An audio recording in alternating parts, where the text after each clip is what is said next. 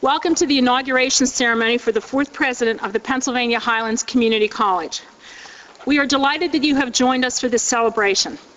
To begin our celebration, we are honored to have a special presentation by Dr. Mark Millarn, former president and chief executive officer of the League for Innovation in the Community College. Dr. Mark Millarn is an award-winning leader, author, speaker, and consultant, best known for exploring leadership development, future trends, learning strategies, and the human side of technology change. Mark works with universities, community colleges, K-12 schools, corporations, associations, and government agencies across the country and around the world. He serves as board chair for the Institute for the Study of Knowledge Management and Education and is a trustee for Western Governors University. He is also founder and CEO of the private consulting and service group, Catalyst Learning International. In addition, he serves on numerous corporate, nonprofit, and education boards and advisory groups, guest lectures for educational institutions nationally and internationally, and authors and moderates the Catalytic Conversations blog.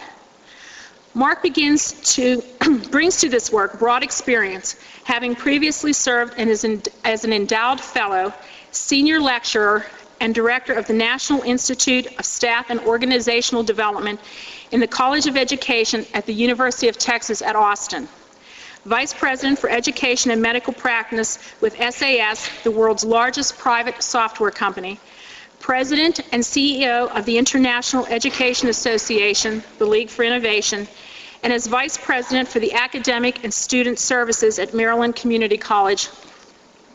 While teaching at Arizona State, Mark received the International Communication Association's Teaching Excellence Award. More recently, the University of Texas at Austin's College of Education honored Mark as a distinguished graduate for his service to the educational field.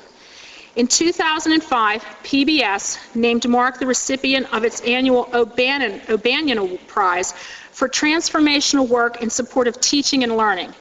And in 2007, the American Association of Community Colleges presented Mark with its National Leadership Award for his outstanding accomplishments, contributions, and leaderships.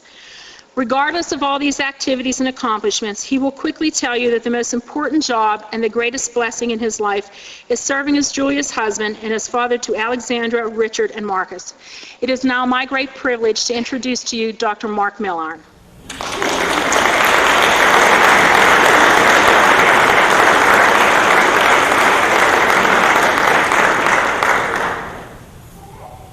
We're going to dance from down here if we can. She forgot to tell you that I was president of my 8th grade class.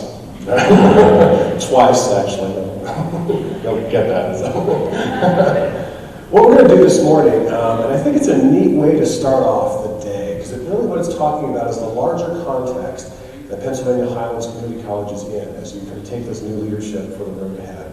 What we're going to kind of do is eavesdrop on a series of kind of key catalytic conversations that are driving major change in the world of education, in particular with our community colleges, and the kind of role community colleges play in the road ahead. And what I'd like to do is just kind of run through 7 of the kind of key cluster conversations that are driving change in this world.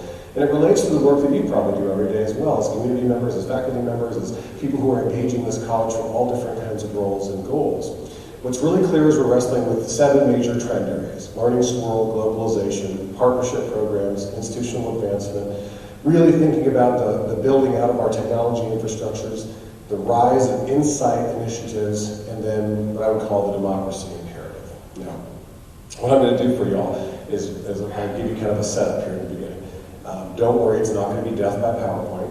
We're probably going to do that. A good friend of mine is very fond of saying, be very careful about PowerPoint. Many people who use PowerPoint have no power nor point. We're going to try to make it easier than that. But what I am going to do is I'm going to give the PowerPoint presentation to Barbara so she can distribute it to anybody who wants it. So anybody who wants any of the follow-up information, you can have it and use it for your own kind of conversations when you're thinking about where we're going on the road ahead.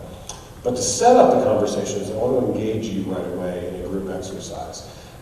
If you have been a part of this before, take a deep breath and let the other folks go through it. If you haven't, this is interesting.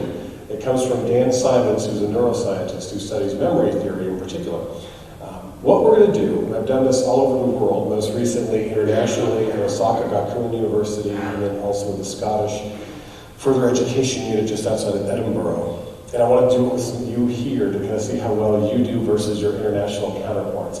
So you'll be representing the United States of America. You're okay with that. The exercise involves focus. We're going to choose today the people with the white shirts on, and we're going to count the number of times that they pass their basketball to their other team members. Two teams on the screen, one team has black shirts on, one team has white shirts on. We're going to focus on the team with the white shirts, count the number of times they pass their basketball to in front of each other. Let me define what a pass is for the lawyers in the audience. A pass goes from one player to another, either in the air or as a bounce pass. A dribble is not a pass to oneself, so don't go there with me on it. But your job is to focus on the team with the white shirts and count the number of times that they pass their basketball to each other. Any questions? Okay, let's go.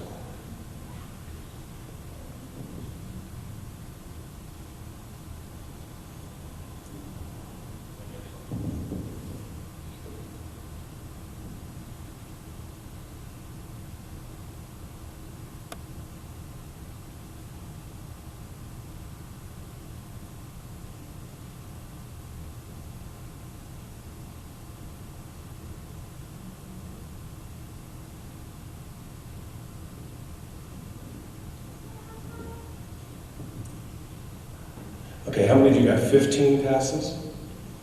How many got 16 passes? How many got 17 passes? How many got 18 passes? You guys watching the same video? How many got 19? A few got 19. Did anybody get 20? Nobody got 20. How many of you saw the gorilla?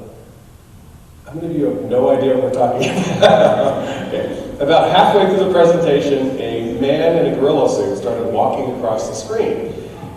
Just to make sure he got your attention, he walked right in the middle of all the basketball players, turned to you, and began beating his chest.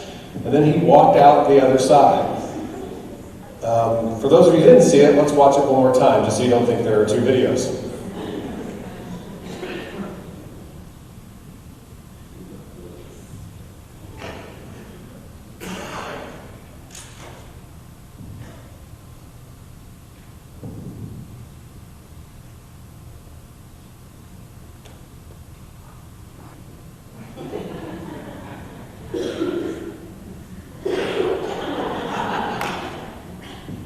The best part is on this screen, he's as big as me up there as you're doing it. I love this exercise. What this exercise is really talking about is the notion of perceptual blindness. And what perceptual blindness is about is perceptual blindness has to do with the notion that for the longest time, memory researchers thought the way that our minds work, our memory worked, was that we encoded into our brain what was actually happening through our five senses. And then we paid attention to those memories differently based on our fields of experience, neurosynaptic pathways, cognitive schematic frameworks, basically where we came from and how we were brought up.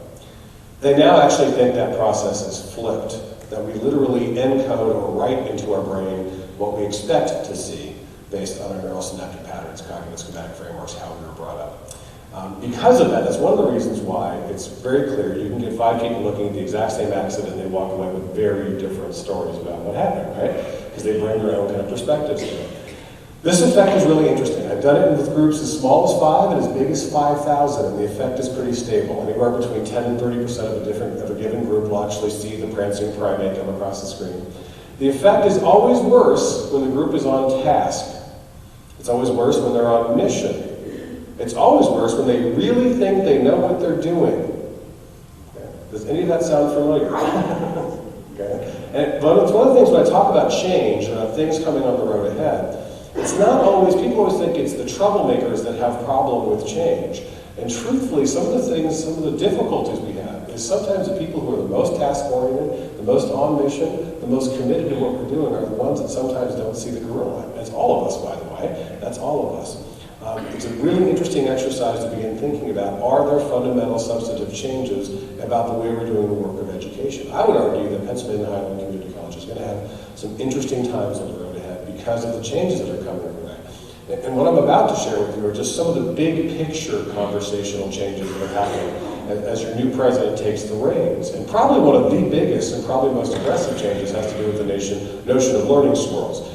What's very clear is our educational kind of system was based on an old metaphor. The old metaphor was the pipeline metaphor. Students coming from one place, going to another place, going to another place. We took them along this linear pipeline. It's not how it works anymore.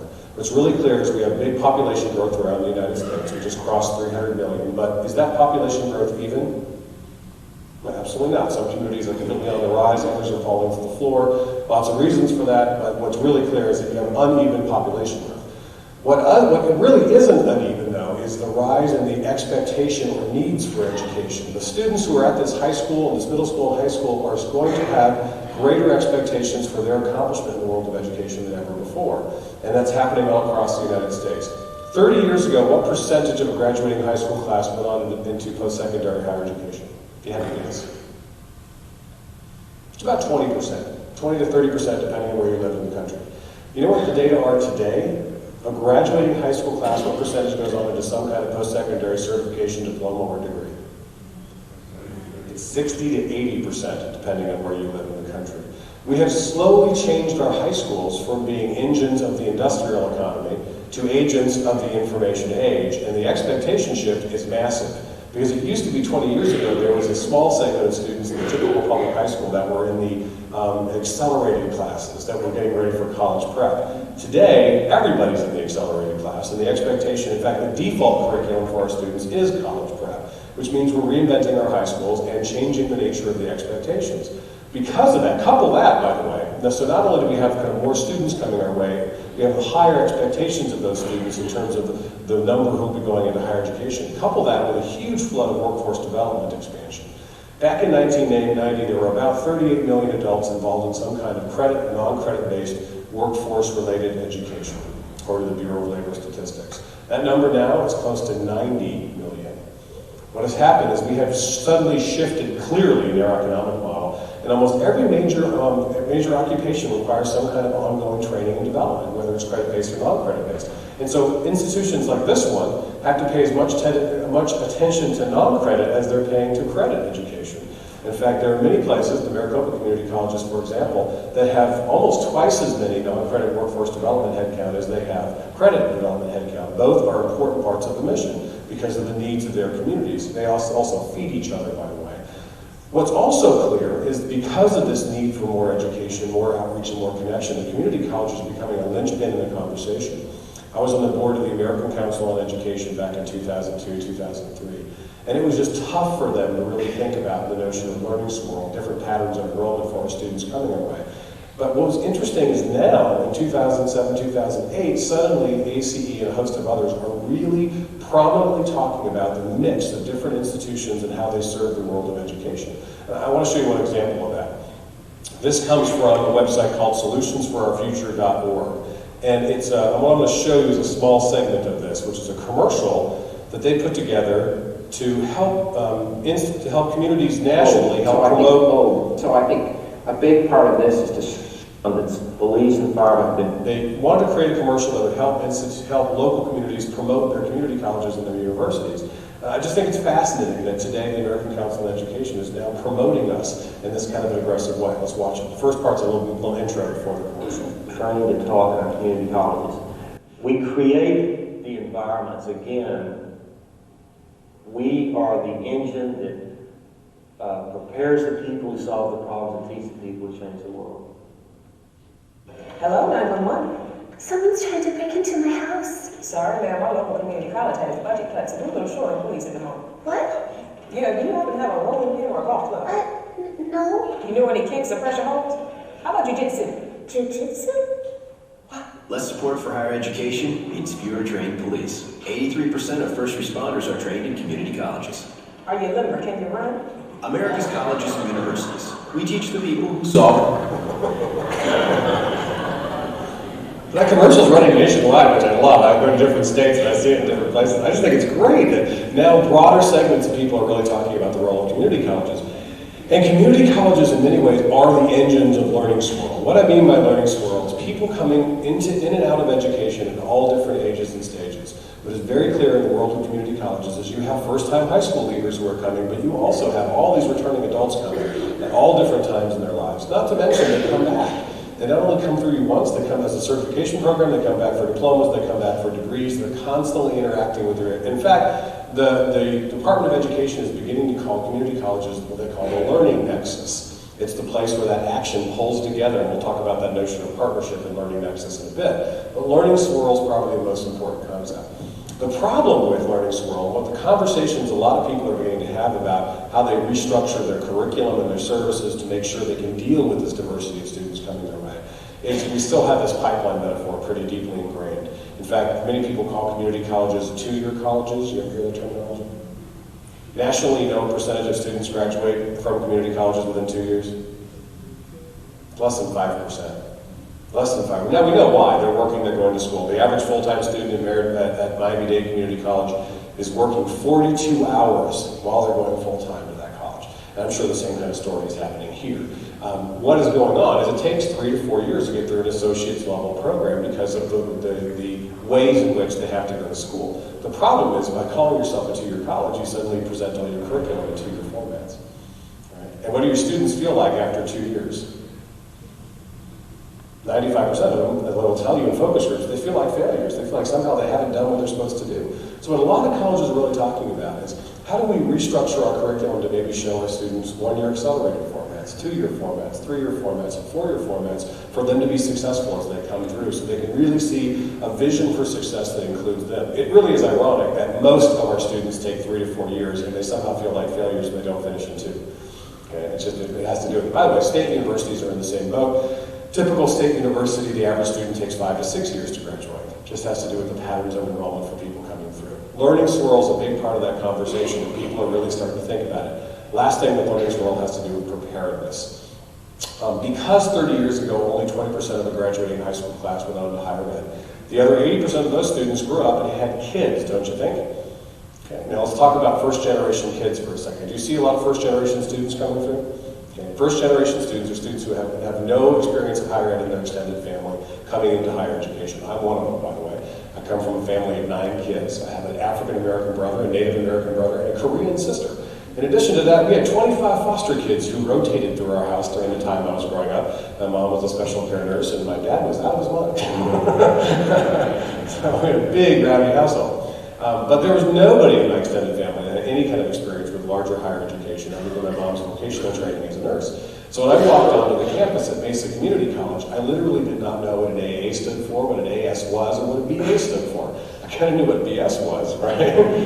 I was faking it till I could make it, basically. But it was the faculty, it was really the faculty and staff at that institution that kind of shook my tree and woke me up to what the possibilities would be on the road ahead, taught me the lessons I needed to learn, which, by the way, were less academic and they were more procedural and bureaucratic. Right? How do you manage these large institutions and deal with the culture of higher education? You see that with your own students. Juxtapose that with my kids. We have 3 kids and 1 on the way right now, a 9-year-old, an 8-year-old, a 4-year-old. Every single one of them, within probably 3 days of their birth, were laying in their crib with the University of Texas at Austin onesie on. Fully expected to go into higher education. So now people are really starting to say, how do we reach out and make sure by the way, I think we have a generation and a half of work to do, at least. So we're talking about at least 25, 30 years of work to do to move our society to what I call the most society. The most society is where most students go into higher education. Most people have higher education experience in their background. And as we make that move, guess who's going to be a major player? Community colleges. They're going to be absolutely the vital player in this move. And community colleges, by the way, can be very successful at developmental education, remedial education, moving people into programs. They just have to be focused and they have to be committed with it. And you have to reach back. My favorite program that reaches back is a program called Know How to Go. Know How to Go works with middle schools and high school students to help them understand it's great to have the dream of going to college, but you have to understand how to get there. And so they actually have these really wonderful kind of practical resources for middle schoolers, freshmen, sophomores, juniors, seniors, and others. And the idea is around these 4 steps. They have a whole series of wonderful kind of music ads and iPod downloads and a whole list of other things for these kids. But they really talk about the 4 steps. 4 steps, find somebody in your life that cares about you going to college and is willing to help you. 2, make sure you start taking rigorous courses so that you're ready when you get there. 3, make sure you pick the kind of institution that's the right fit for you. And 4, you got to learn how to put your hands on some cash. How are you going to pay for this stuff? And then watch them through all those kinds of steps and helps them learn the process of knowing how to go.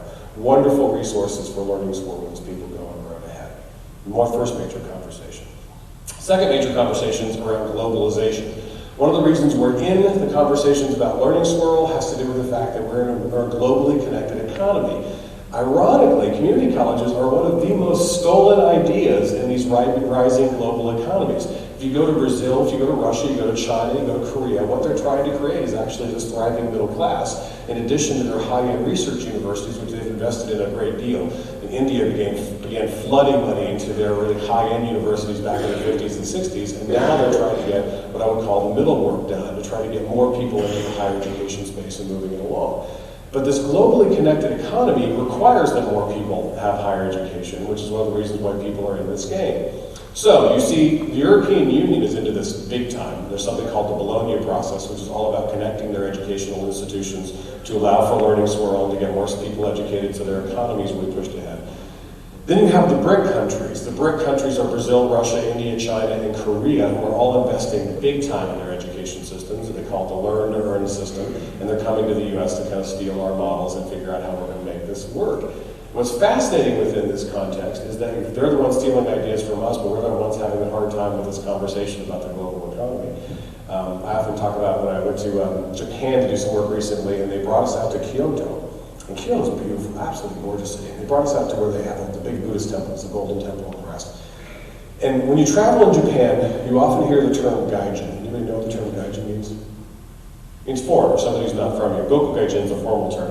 Gaijin is kind of like when they're talking about you badly. Not your bad. Oh, gaijin, when they're talking about you. The thing that was funny when we went out to Kyoto was it was excursion month. And excursion month is when they take the Japanese school children out to see their historical sites. So we were literally surrounded by thousands of Japanese, uniform-clad Japanese school children, which was great. And all kinds of energy going in all different kinds of directions.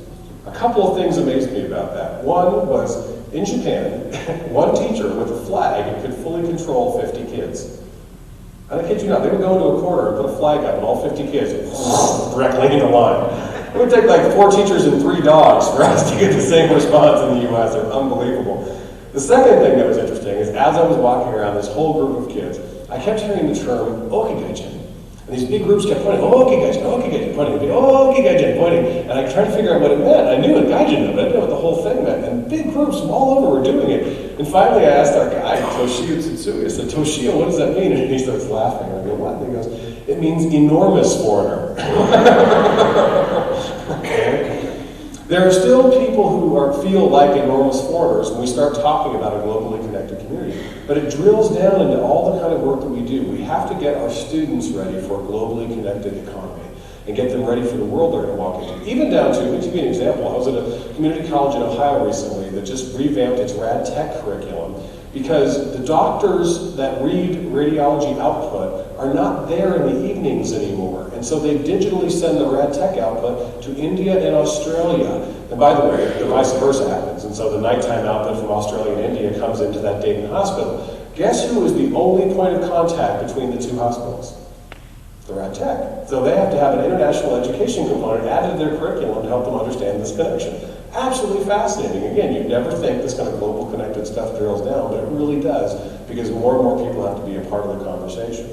A lot of people will read Thomas Friedman's The World is Flat to talk about the globalization stuff. He's kind of the op-ed Elvis these days talking about this. But I would encourage you to read another author. The other author is Richard Florida. Richard Florida is the author of the book The Flight of the Creative Class. And what he says is basically he agrees with Friedman that the world is connected more than ever before, but what he doesn't agree with is that it's flat. What he says, what's really clear, and this guy's an economist from George Mason University, senior scientist with the Gallup organization, data guy. And what he says is the data is really clear. Connected, but spiky. Some communities are on the rise and others are falling to the floor. And it has to do with their commitment to beauty, art, music, and education, and creating an infrastructure for creative people. What he basically says is in an ever more connected global economy, really creative, talented people leave if they don't feel like they're welcome and they're a part of a different community. So your education partner, community colleges, plays an important role in kind of juicing up that educational environment within a given community to make it really work. I live on a farm in western North Carolina, 40-acre farm, which is a small little baby one. And my office is a 1-bedroom house over a trout pond with a waterfall. Because my work is all national. It doesn't matter where I live. I married a Southern woman, which means I learned the Southern accent, which is, while they ain't happy, ain't nobody happy. And so we moved back to North Carolina, got ourselves there. She's thrilled, kids are excited, and I get to live in a wonderful environment, and I get to fly around the country and do the things that I can.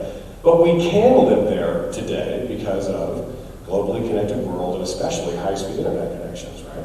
Up until 2 years ago, we couldn't make that move because of the internet infrastructure up there wasn't ready for this to happen. But now it's there. So I always say, now I was able to move to Silicon Hollow, right? I can make a different kind of choice. And so you're seeing rural communities and a host of others really kind of step up.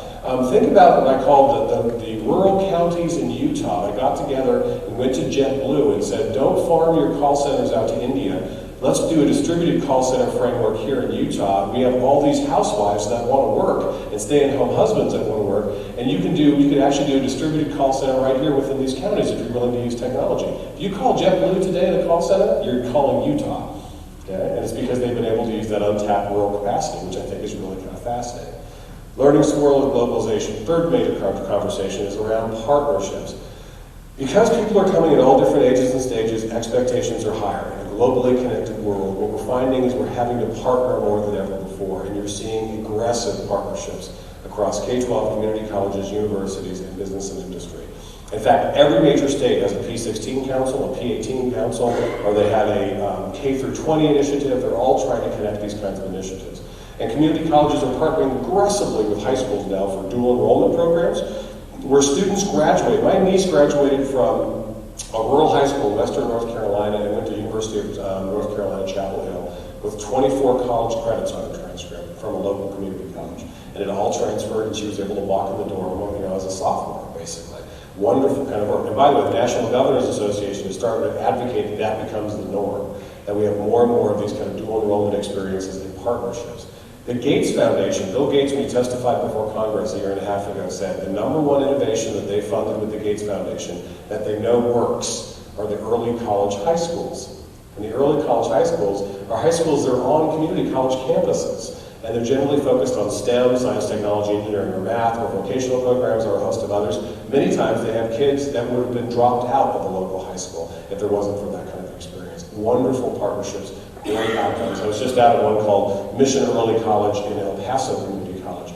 Incredibly successful. And you hear these students, and I was just at another one in Minnesota. It's called the STEP program at the Anoka Technical College, Secondary Technical Education Progress. And that program is all focused on STEM things. And we did focus groups with the kids in both of those places, and they had wonderful stories to tell. One of the most common refrains was, I love coming here because I get to focus on the learning stuff, is what they said.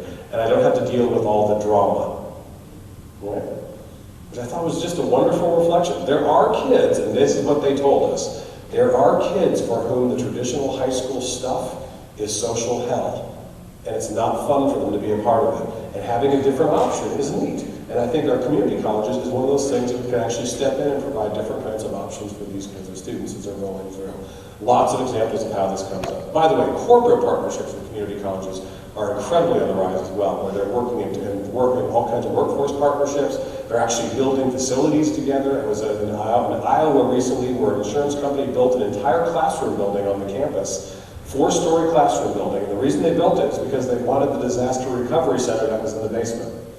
Because they had to have a disaster recovery center, they wanted to have it on a big internet trunk. They were able to put it on the college campus, and they sold the building to the college for $1. Okay? Do you think that's a win-win partnership? Yeah, the college was like, okay. By the way, the first president who was approached about that partnership said, no, I don't think our state regulations will let us do that. When the new president came in, they reapproached him and he said, we'll find a way. Immediately went to the state and started the conversation about that entrepreneurial partnership, and it ended up being a wonderful thing for the institution. By the way, guess who's doing all the corporate training now for that insurance company? That community college. Wonderful kind of win-win partnerships. The last kind of major partnerships I'll talk about are the aggressive transfer articulation partnerships between community colleges and universities.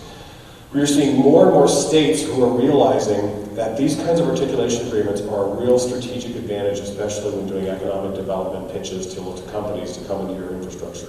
Florida just announced it is the first state in the union that has a full articulation agreement, which means every course at the community college that is in the right program transfers to all the public state universities. Full articulation agreement. But they not only have it between all their public community colleges and public universities, they have it between all their community colleges and private universities as well. They're the first one to actually pull that off. And do you think that's a big economic development advantage for them? Yeah, when they're talking to companies love that, because we're finding out more and more is companies are coming because you have a training infrastructure and because your education infrastructure is in such a way where their employees actually want to live there in terms of how they're coming in. Big part of the partnership piece. Here's the last thing about partnerships. My Uncle James lives in rural western North Carolina, and he tells a great story about driving on the mountain roads out there. How many of you have driven on the mountain roads in the Appalachian Mountains? Okay. They call them two-lane roads. They're not even close. And if you come around the road and where we live and you meet a logging truck, you're going to lose. And so he tells this great story about coming around the corner and a logging truck's coming the other way, and he tries to get off the edge as best he can, but the bank gives way and he ends up going off the edge. And he's in a big rut, stuck against a tree, luckily lots of trees so he didn't go down the mountain. And over the mountain came this guy named Ed, who we all know is a local farmer. And Ed's coming down to help James. But what James can't figure out, glad Ed's coming, but can't figure out why Ed has brought his mule with him. And so he's walking his mule down to James, and he brings the mule up, and he goes, James, see, you got yourself stuck here. And he goes, yeah, we probably need to go call the wrecker. And he goes, no, I think we can get you out. And James looks at him and goes, what are you talking about? He goes, I don't think your mule's going to pull my Ford 150 out of this rut. He goes, no, I think we can. If we hook up Bessie here, have her pull at this angle, you turn your engine on, turn your wheels, you're going to come right out of that rut and get right back on the road. Done it before. He goes, I don't think so. Let's just try. So they hooked up the harness. I'd love to have a picture of this. The mule to the front of the Ford 150, but they hooked all the harness up. And then Ed gets in front of the mule, James is behind the wheel, and then Ed starts yelling at the top of his lungs, Jake, go! Jericho, get! Bessie, yeah! And all of a sudden Bessie gets up and starts pulling, and he points at James, and James turns on the engine, turns the wheel, and the truck came out. Went up and came up on the road. And I guess James was really excited about this, and he got out, and he tells a great story about this part. He got out and he says, Ed, that was wonderful, loved it, but why were you calling all those other names before you started? And he goes, oh, that's easy. Bessie's blind. If she thought she was alone, she never would have pulled.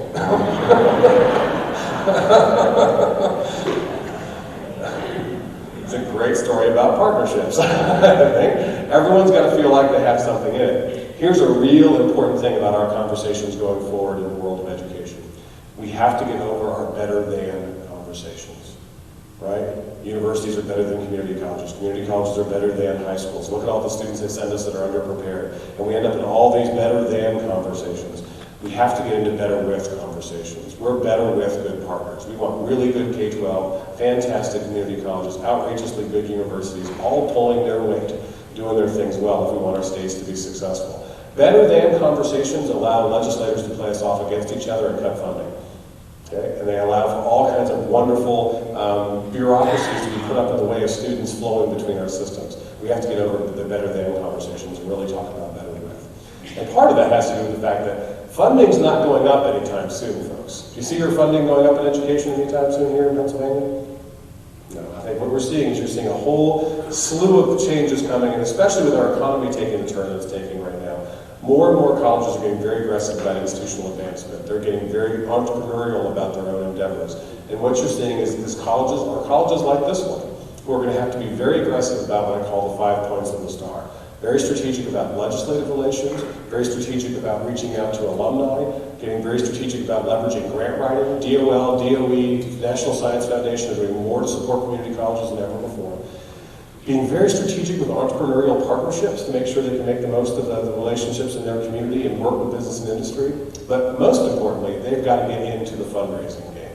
Okay? And you're seeing that more and more. In fact, I was just on the phone yesterday with a community college president who told me their board chair has informed them that the expectation is that they will be spending 50% of their time on private fundraising going forward.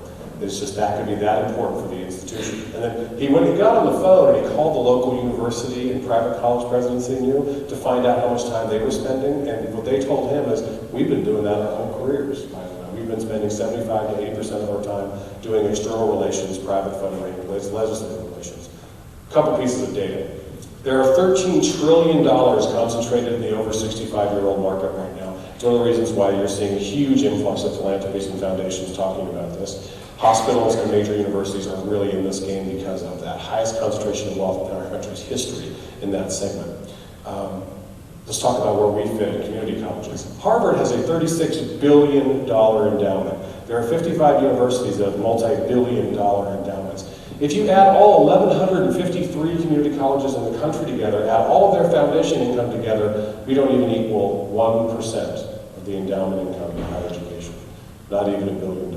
We serve 45% of the credit students in higher education. We account for less than 1% of the endowed income. Do you think there's room for growth? Big room for growth. And so more and more people are stepping into this mix. And the ask is different. I don't think it's going to be about always capital and about building buildings and naming names. It's really going to be about scholarship funds. It's going to be about teaching chairs. It's going to be about entrepreneurial partnerships, but a whole different way of reaching out and building the connections. Great resource for this, by the way, is the book Growing Giving, which is probably one of the first major books written by CASE, the Council for the Advancement and Support of Education, that has really been focused on community colleges. We're starting to do some really aggressive work in that. Now, the fifth major conversation. I wait to talk about this one until later because if you talk about technology first, it sucks the oxygen out of the room. It's all anybody ever wants to talk about. What's really clear is we're building out our technology infrastructure. This college, probably in the course of the next 5 years, will be doing aggressive technology implementation, everything from your ERP systems to your learning management systems to your client management systems, all those acronyms that you love. Okay, there's ways of connecting. We are building out our technology infrastructures. And one of the things I tell people is, in fact, I'm doing some work right now with the Society for College and University Planning, is we've got to get over our, what I would call, gentle segregation. Our gentle segregation is we put facilities conversations over here and technology conversations over here. Everything else is blended, folks. All of how we live, work, and play is now constantly blended. Think about this. How many of you at home have DSL or cable internet? How many of you at home have a wireless LAN at home? Look around, folks.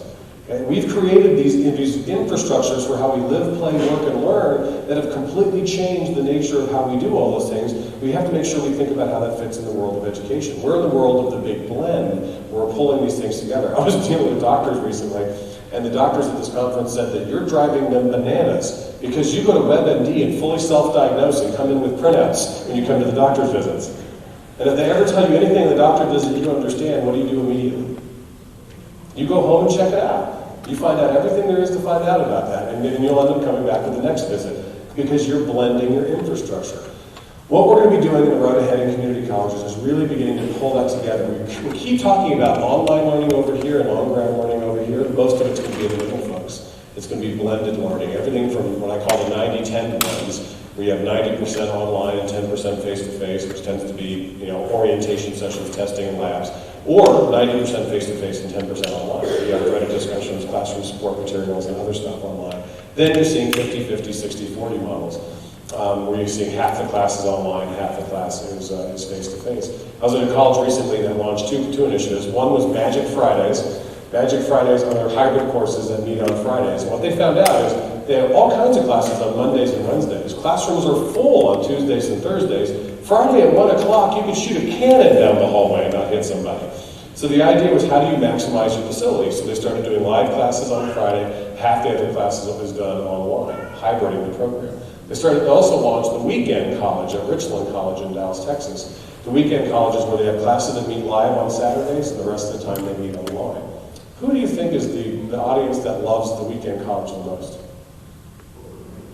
Not just working adults. That is the population. 95% are working adults. But there's a bigger segment of that working adults. Returning women.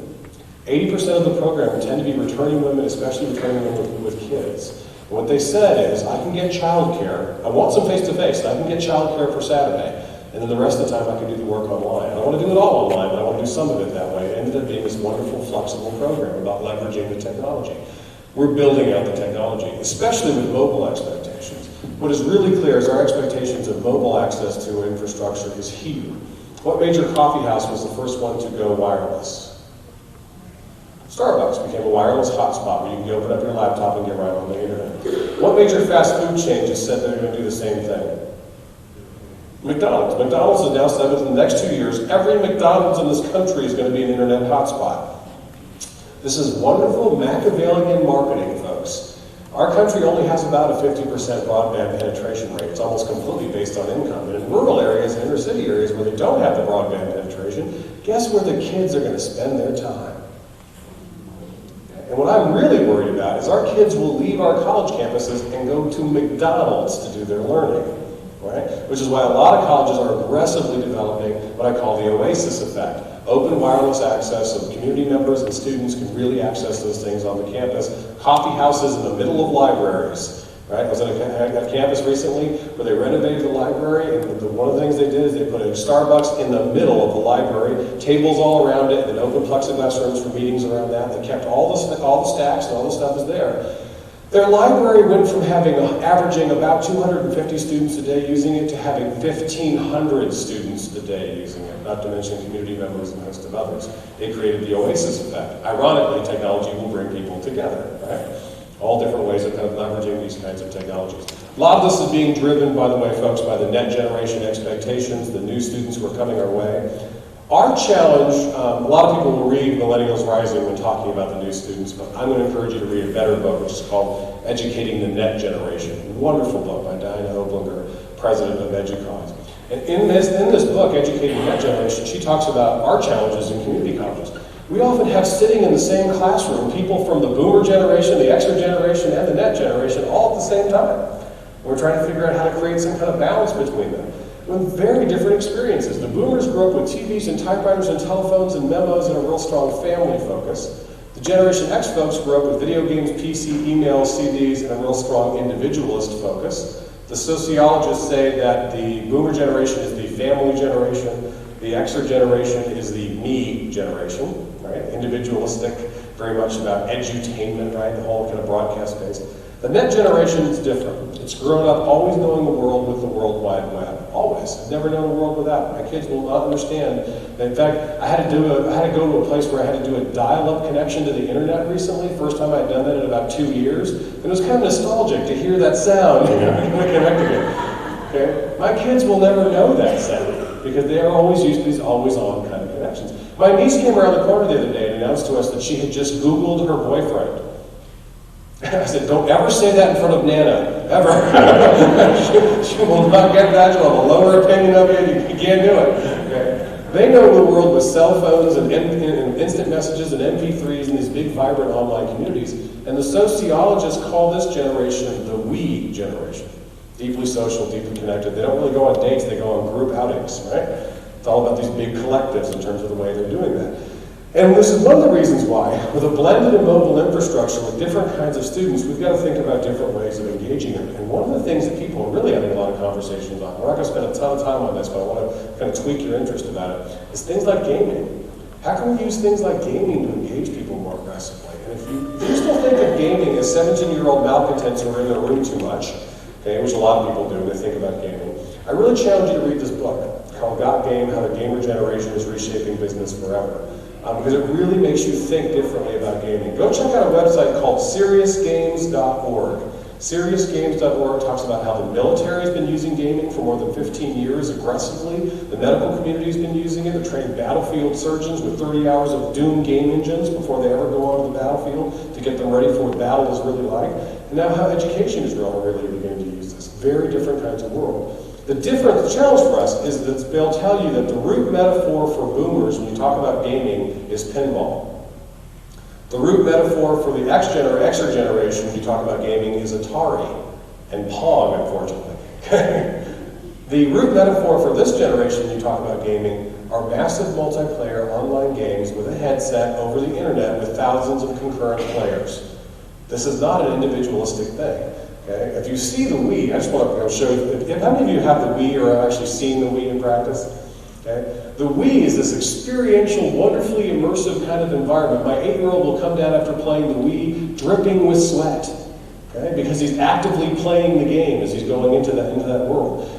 They actually held a bowling tournament on the Wii in our house. Again, you have to stand up and literally bowl and do all this work. That did not end at Christmas until 4 in the morning, and all generations playing it, right? And again, they designed it with the idea of the Wii for all. I went to a retirement community and sat there and watched unbelievable things going on with a physical therapist friend of mine who calls it Wii-abilitation. Right? They use the Wii for physical rehabilitation because of the things they can do. And again, just to kind of blow up the misconceptions, average age of a gamer in this country, according to the software industry, is 33. Fastest growing cohort is over 50. And why do you think the over 50 cohort is taking off with gaming? If you had to guess.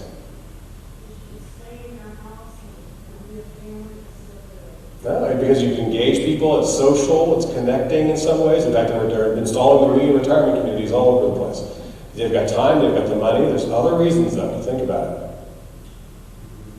The brain researchers, first of all, have said that if you want to keep your mind, stave off dementia and Alzheimer's, one of the most important things you can do is stretch yourself and learn something new. Gaming is one of the things they actually recommend to do that. Because the great thing about technology is every 6 months, we're all novices, right? You have to learn it new in the first place. So they've actually been recommending gaming within that. But there's another big one we're missing. Grandkids. If you have it, they will come, right? There's not the connection. But they don't necessarily have to come to you. I'm doing a new book right now for Josie Bass called New Generations of Learning. And as a part of the book, I went to a senior citizen community, watched a 73-year-old man playing EA Sports NBA Basketball 2007 on an Xbox 360 with a headset on over the internet, playing with his 2 grandsons who were in 2 different states. They were all playing at the same time over the internet, playing basketball together.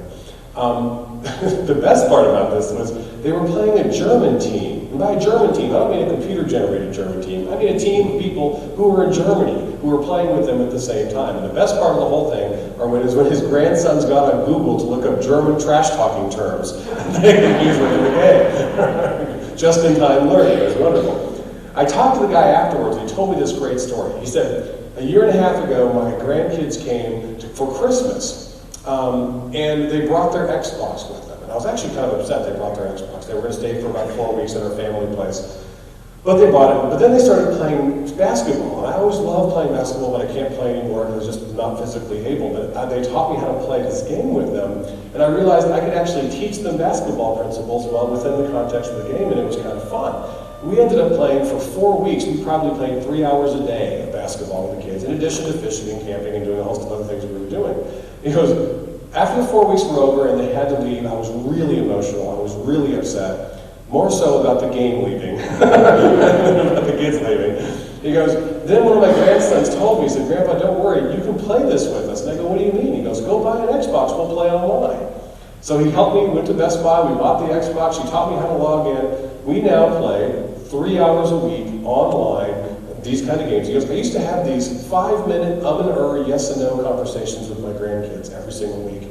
He goes, now I'm playing games with them 3 to 4 hours a week, and we end up talking about the game and about a whole host of other things after it. He goes, you would have never convinced me 2 years ago that video games would have brought me closer to my grandkids. Interesting, isn't it? A whole different way of connecting, leveraging different resources. This is, by the way, deeply connected. By the way, just a couple, 3 ways people are really using this in education. One is they're using gaming for massive multiplayer orientation programs to get students ready before they come into education. By the way, they stole that idea from the Army. The Army's been doing that for 2 years on americasarmy.com. 2, they're using game modules, where they're developing game modules on really sticky concepts that people have a hard time learning, and they're integrating that into their class. By the way, we've been using games in education for thousands of years. This is just a digital version of simulations in gaming. 4 is people like Chris Dede, D-E-D-E, from Harvard, Timothy Worth Professor of Learning there, best writer and thinker about gaming, is actually developing entire courses that are games. And the students play with the faculty members at the same time. And it's all mastery-based learning. They have to go from one level to the next to be able to progress and get their learning outcomes. You can document the learning outcomes, and it's all mastery-based learning. It's absolutely fascinating, the kinds of immersive things that he's doing within this. This is deeply connected, by the way, to social networking. Now, we know social networking by things like Facebook and MySpace, but that's not what I'm talking about. There are deep misconceptions about Facebook and MySpace, but what I'm talking about are things like Wikipedia, for example. Wikipedia is an online encyclopedia that is 15 times the size of Encyclopedia Britannica, with 277,000 authors. They've done comparison studies of the quality of the content on Wikipedia versus the content within Encyclopedia Britannica, and unfortunately, in most cases, it's the same or better. Here are the big differences. 15 times the size, it's free, it's available to the developing world in 10 different languages. It was specifically developed for the African Virtual University. And if there's a mistake in Wikipedia, how long does it take to get out? because it's all built on a social network of 277 authors around the world, if a mistake goes in, a mistake can go out within 5 minutes. How long does a mistake take to get out of Britannica? Yeah, the next publication, who pays for it? You pay for it. You have to buy the next one. That's the difference in a social network resource. Now, I want to give you an example of a social network resource applied to education. This is OER Commons, Open Education Resource Commons, which was developed by the folks at ISKME, where I'm the board chair. But we got about a $5 million grant from the Hewlett Foundation, and we created a social network for faculty sharing of curriculum objects. So print text, PowerPoint, digital media, anything they could use within their curriculum that was free. It couldn't be things they could charge for. We did all the licensing work with Creative Commons, but it's all done with social networking. They post it up and then they rate it. So if you put in biology, paramecium, whatever you want to pop in there, learning objects that are featured about that come up. The most popular ones that has to do with the ratings come up, the highest rated, and the newest come up. And then faculty share comments about each of them and layer down. This has been up for 5 months now. 20,000 licensed learning objects are in the library. 200 different countries are participating. 40,000 different educators are using this per month. How big do you think this is going to be within 2 years? Who do you think is worried about this, by the way? Are your textbook prices going down anytime soon? No. If you have the opportunity to develop courses with almost all free content that is high quality and highly rated by core common faculty around the country, that's going to be interesting for a lot of folks. You're probably going to see a blend. What you're going to see is a blend of publisher content with free content as people really stand this up and put these things together.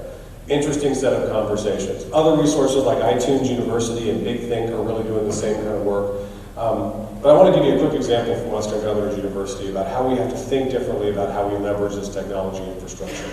What they've told us at Western Governors University is a 16 to 20-year-old said, do not send me print material, do not send me a view book with a letter from the dean, don't send me marketing emails because I don't read the emails. What they said they wanted was instant message and chat sessions. If they're on our website looking, and by the way, website, big investment, your website is your newest and most beautiful building. It's as important as your facilities because it's one of the ways that they judge you. Okay, and now if they're on our website looking at our programs, within 3 minutes, an instant message session that comes up from a counselor that says, notice you're looking at the teacher's college. Is there some kind of information I can provide for you? That has been our #1 recruiting tool. We did focus groups, and the 16-year-olds in the focus groups told us like it was, and it was kind of brutal. One of them said, oh, that makes perfect sense. And we said, why? She goes, well, emails what old people send me. Oh, God. Just hurts. Basically said, if you send me an email, it's going to take me a day or 2 to get to it. But if you send me a text message or an instant message, I'm going to respond within a minute. Okay? It's all about the way they're connecting. They're using social networking sites and text messaging and a host of other ways of connecting with people. All about building out our infrastructure in a very different kind of way. So we're doing all this work of building out technology. At the same time, we're thinking about how we develop our sense of balance within this. What I'm going to argue is all of these innovations in how we reach the swirling students, think about partnering, developing globalization focus, leveraging more resources, really thinking about the technology that's coming our way. Really exciting technology, by the way. Things like holographics. I was just at a community college in El Paso that has a holographic lab where an anatomy physiology instructor could say, let's talk about the human brain. And whoof, a 6-foot brain floats over the class. Okay? And let's talk about what happens during Alzheimer's and the brain opens up. That's exciting stuff, right? Okay, and it only cost them, but it's true, it only cost them about $30,000 for the entire lab, all in. And it's about where we were with writing labs, probably back in the mid-1980s. You can afford one, but not many others. But their goal is to make these units so cheap that they're the same price as standard video data projectors. And what they say is their goal is to let people know their projectors are pointing the wrong way. Okay? They want the engagement to come out. Now, I bring all these innovations up because they're exciting and they're interesting. Here's the problem. We have to combine tough-mindedness along with that, and that means inside initiatives. We need to make sure that we know that what we're doing is actually improving learning. We no longer can have a blank check with this. I would argue we're being penalized in some ways by the adoption of a really powerful change metaphor in the late 1990s. A lot of people in business and education used a lot of different change metaphors to drive our work. They did management by objectives, TQM, CQI, reengineering, Peter Singe's learning organizations, and a host of others. You might have the t-shirts from these. Okay? In the 1990s, late 1990s, a brand new change metaphor hit the world of education hard. It's what I call the techno-Cro-Magnon theory. The techno-Cro-Magnon theory is simply this. Technology. Good. That's it. That's the whole theory. Whenever you ask anybody about how they were going to improve their business, their hospital, their school, or their college, they would tell you technology good, and some of that was going to fix everything. It was the age of the dot-com boom, the age of irrational exuberance, as Alan Greenspan called it. And now we've burst through that, and that bubble has burst, and then we're building out more realistic infrastructures. And I would argue in the corporate world, they're getting into something deep called analytics. Great book on this, by the way, called Competing on Analytics, The New Science of Winning, by Tom Davenport from Babson University. It talks about Disney, Walmart, Harris Casino, Marriott, Amazon, and Yahoo, and how they use deep-level analytics, because small moves mean huge results. Small little moves in where you put your slot machines in a gambling institution can mean $30 million to you. Because people don't like going to slot machines that are all lined up in a row. They'd rather have them around a pole so you have space between them. And that all has to do with yield analytics. It's all about using different kinds of analytics. Same kind of things hitting the world of education, where people are saying, how can we use our information more effectively? Our problem is we're so wrapped up in things like NCLB, No Child Left Behind, and very basic level stuff, that we're having a hard time raising our sights about how we can use this in a broader way. Let me give you a couple examples about how you're living in this. One, how many of you shop at Amazon.com? What happens at Amazon after you buy a book? People like you who bought this book also bought this, and this, right? How long does it take them to send you that recommendation? Do they send it next week or maybe the month? No, it's right there. The algorithm runs in under a second. It only takes longer because of your bandwidth, how fast your internet connection is. 1 second. And that's an inside initiative. They do hindsight, data mining, foresight, predictive modeling, pull that together into a moment of insight to help you make a better decision. Good stuff, isn't it? Okay. Now think about risk modeling. Big analytics work in the financial services world. My wife gets a call from a credit card company asking her if she lost her credit card. She says, I don't think so. They say, can you check? And so she checks, and sure enough, her credit card was gone. So her next question is, how did you know? And being the nice Southern girl she is, she ended up in a 45-minute conversation with the guy and not let him off the phone until she figured it out. She figured out she had lost her card at a local coffee shop about 2 hours earlier. The person then proceeded to go to a gas station that was within 5 miles of our house, but it was a gas station that she doesn't normally go to. Boom. The predictive model, the trigger analytics said, start watching that card. That's out of character for her. Okay? Then, this is the one that freaks me out. They bought an amount of gas she doesn't normally buy. She owns a Suburban. It takes $600 to fill up her car. Okay? They bought something less than that. Second trigger goes off and says, call the customer, make sure that's them using the car. Whew. Take a deep breath and think about that. Millions of customers worldwide within 2 hours based on trigger analytics. A man in India calls a woman in North Carolina and they turn the car off. How many of you got one of those calls? Right? In fact, they're so good now you have to call ahead when you go on vacation, right? To let them know you're doing it.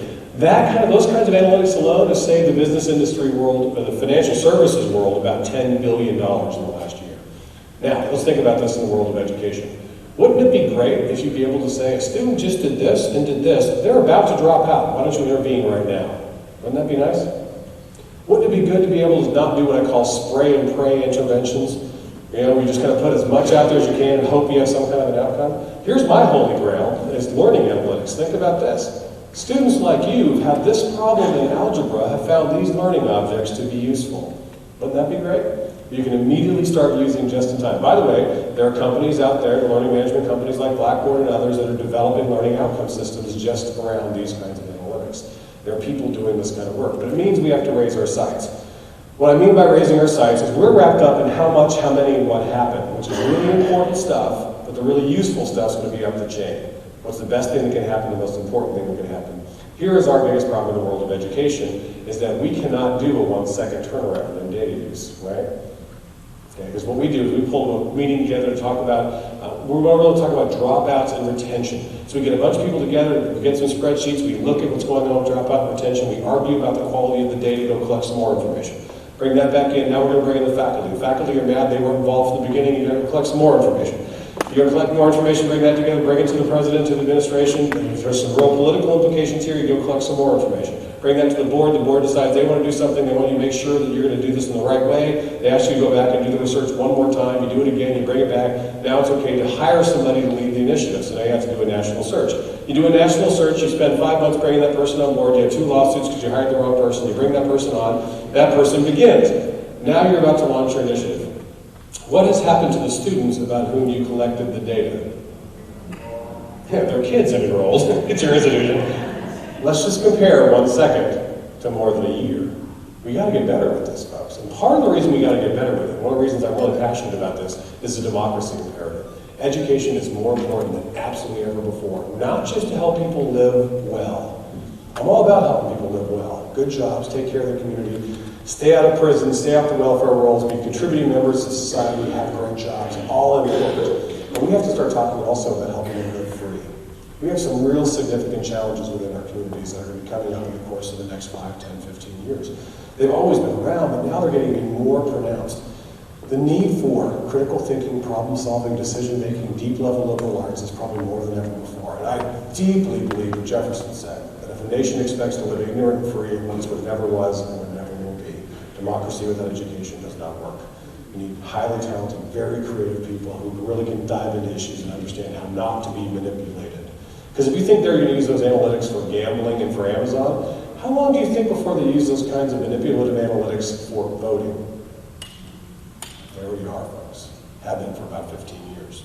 We need people who can really think through this stuff and really think about where we're going. And most important, we need to make sure that within that we keep the real focus on the human skills and the human touch within this. A couple of great books about that. It's a book called Crazy, Busy, Overstretched, Overbooked, and About to Snap by Ed Hollowell, a psychiatrist out of Harvard. Wonderful book. Everybody I've sent the book Crazy Busy to has told me they're too busy to read it. I think it's kind of funny. The second book I really encourage you to read is the book Social Intelligence by Daniel Goleman. Social Intelligence is the follow-up to the Multiple Intelligences book, and I actually think it's better.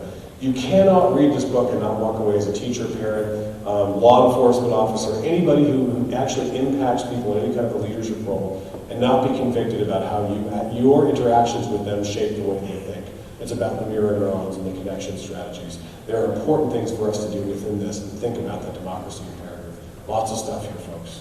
Lots of stuff. I know we went through all this. You can have all the follow-up information you need on the PowerPoint. And I also run a blog called the Catalytic Conversations blog. If you want more information, you can dive into that. But these 7 core areas, okay, learning, swirl, partnership programs, globalization, institutional advancement, technology, insight initiatives, and the whole notion of democracy imperative are going to be big issues for Pennsylvania Highlands. And it's great that you've got a leader on board who can help drive you forward and really kind of bring the community together around these kinds of conversations, because it's going to be an exciting and dynamic time. But as you do it, I'm going to leave you with 2 final thoughts. One is, as you approach these conversations and you engage leadership in a new direction, be very careful about making sure you create what I call the Courageous Reason Center. The Courageous Reason Center is important because the minute you start talking about these big initiatives, 2 main groups like to come out loud and proud. One group are the caustic cynics. Caustic cynics are angry about everything. It doesn't matter what you're talking about. It's bring manna from heaven, it's too salty for them. They're angry, right? A friend of mine calls them cave people, colleagues against virtually everything. They're only equaled in the challenges they cause by the true believers. The true believers will overpromise and underdeliver and cut the credibility out of your initiatives. And those 2 groups tend to be loud and aggressive and sometimes dominate the conversations. You need to have a really juicy, courageous center that really has an inviting place where more people can be a part of it. You want thoughtful critics and careful advocates who can calm down the caustic cynics and temper the true believers and really drive change in a positive way. That's the best partnership you can give to a new president. Final thing I'll talk to you about is this notion of the spirit you put into this work. When I was in Singapore recently, I had a really interesting experience. I'm in the airport in Singapore, getting my bag and getting over the ticket I came. And I had one of those moments when you really feel like an outsider when you're traveling abroad. When you're traveling in Singapore and you look like I do, you stand out anyway. It's predominantly Chinese, and maybe 80% Chinese, 20% mainland. But I look across the airport, and in walks this guy who is clearly from Texas. I know he's from Texas because he has a big hat on and a huge belt buckle, and he's telling everybody, "I'm from Texas!" And he's screaming and he's yelling at everybody, literally throwing his bags. And then I realized he's the only other guy in the airport who looks like me. They all think he's with me. I'm moving away. I don't know him. He ends up about 5 people in front of me in line at Singapore Airlines. We're about to fly from Singapore to Tokyo and then over to Los Angeles. And he's in front of this maybe 4'11" Japanese woman who's trying to help him. real demure woman who's trying to be nice, and he's just chewing her out. On American Airlines, this would never happen. He's pounding, he's screaming, and he's spitting, and the guy beside me goes, can you do anything with him? I'm like, I don't know him. And he's just out of control. And then I notice, I'm watching her. She has not broken. He's being a maniac, I mean a pure maniac, and she hasn't even rolled her eyes. She hasn't raised her voice. She hasn't gotten upset. Nothing has changed in her. She's just been very calm, very easy, very comfortable. 10 minutes, I kid you not, 10 minutes of absolute craziness, and she never breaks. I was just absolutely flabbergasted by it, completely impressed. He finally leaves. I get up there about 4 people later, and I don't know why I feel the need to do it on behalf of all America. I am so sorry. You know we're not going to... And I go, you were amazing, though. Your ability to be easy and gracious and comfortable in the middle of all that craziness was stunning. I don't know what kind of training you go through here, but that was unreal. She goes, it's not training. She goes, I'm Japanese. And I go, what do you mean? She goes, I'm Japanese and I understand bocce. And I go, bocce, what do you mean? She goes, bocce's like your karma, which I thought's funny because karma's Indian, not American. I kind of got it. She goes, for example, today that man is flying to Columbia, South Carolina. I said, okay. She goes, but now his bags are flying to Columbia, South America.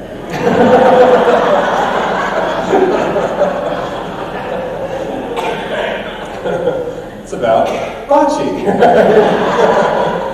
The spirit you put into things will be the spirit you get out. You have a great day coming up, folks. A day full of wonderful spirit, wonderful energy, wonderful engagement with your community. That great spirit going forward is what's going to make great things continue to come out of Pennsylvania Highlands Community College. Thanks for involving me in the conversation, folks. I really appreciate it.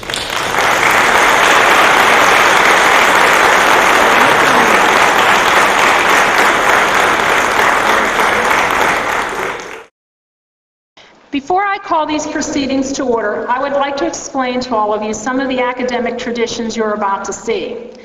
To begin, the procession will be led into the auditorium by the mace bearer. The mace, once a medieval combat weapon, evolved into a symbol of rulership adopted by the academic community. It is used in academic processions not only to bring authority to the ceremony, but to symbolize the unity and aspirations of the college. In the procession today, you will see college faculty, trustees, guests, and delegates representing their respective colleges and universities, wearing academic robes symbolizing the college or university they attended and the program of study in which they majored. Typically, scholars with a bachelor's degree wear the unadorned black robe and hood. The hood represents the color of the college or university attended, trimmed with the color of the academic discipline in which the degree was earned. Those with the master's degrees wear a robe with distinctive sleeves, separating it from the bachelor's robes, and those with a doctorate degree wear a robe that adds 3 velvet bars on each sleeve and a hood that is the most elaborate. As part of our ceremony today, the President will receive the Presidential Medallion. This medallion will be worn by the President during academic ceremonies as a symbol of the leadership responsibilities vested in that office. Now that you have an understanding of our academic traditions, I ask that you please stand for the academic processional.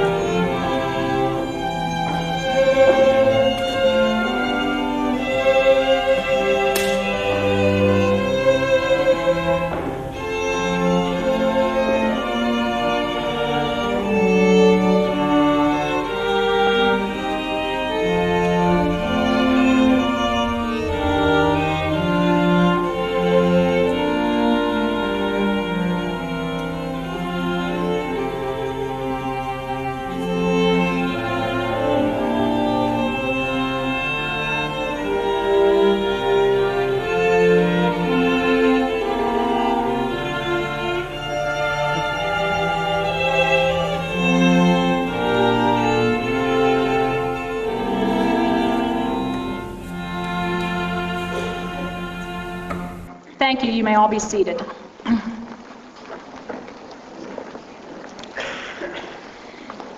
In celebration of this special day, we have greetings by members of the Platform Party. Our first greeting is from William Monahan, Project Manager at Northrop Grumman.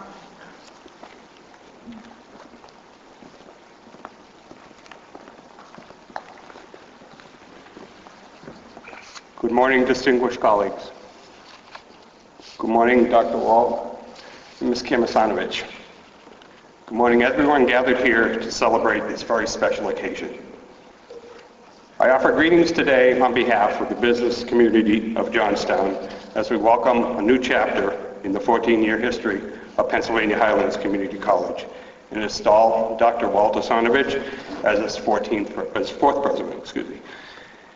I've known Walter for just a short while, and during this process, it didn't take long for us to discover that we share New England roots.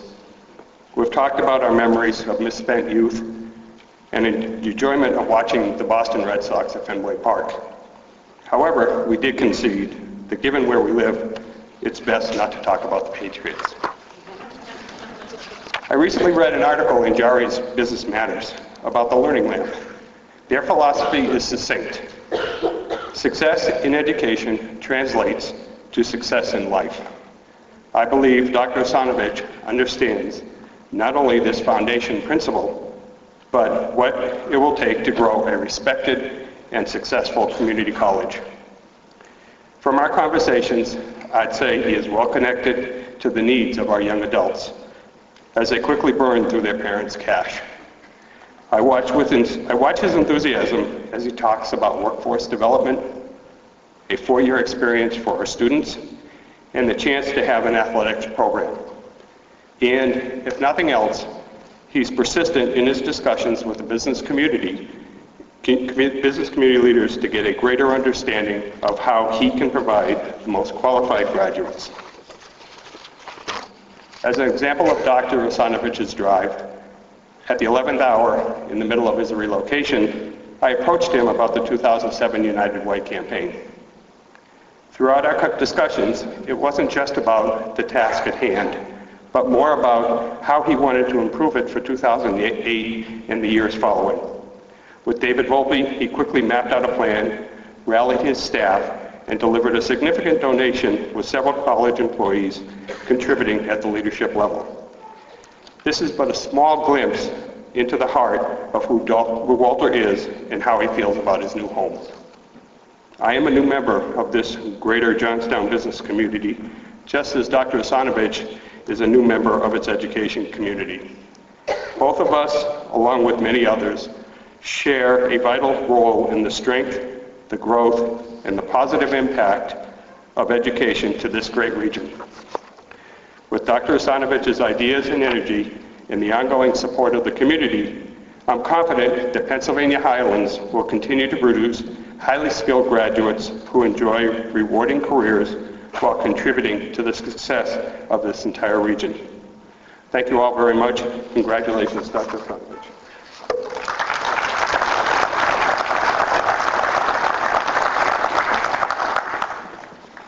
Thank you, Mr. Moynihan. Our next greeting is from David Morden, Chair of the college's Foundation Board.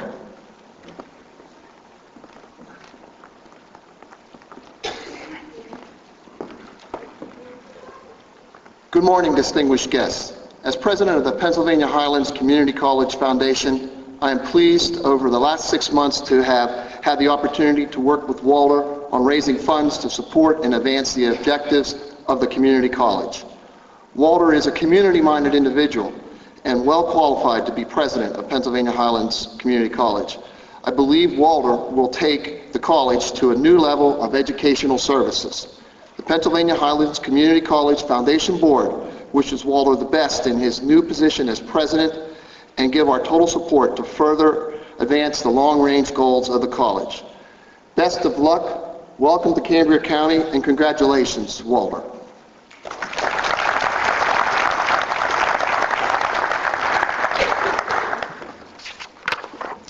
Thank you, Mr. Morden. Our next greeting is from Commissioner William Harris.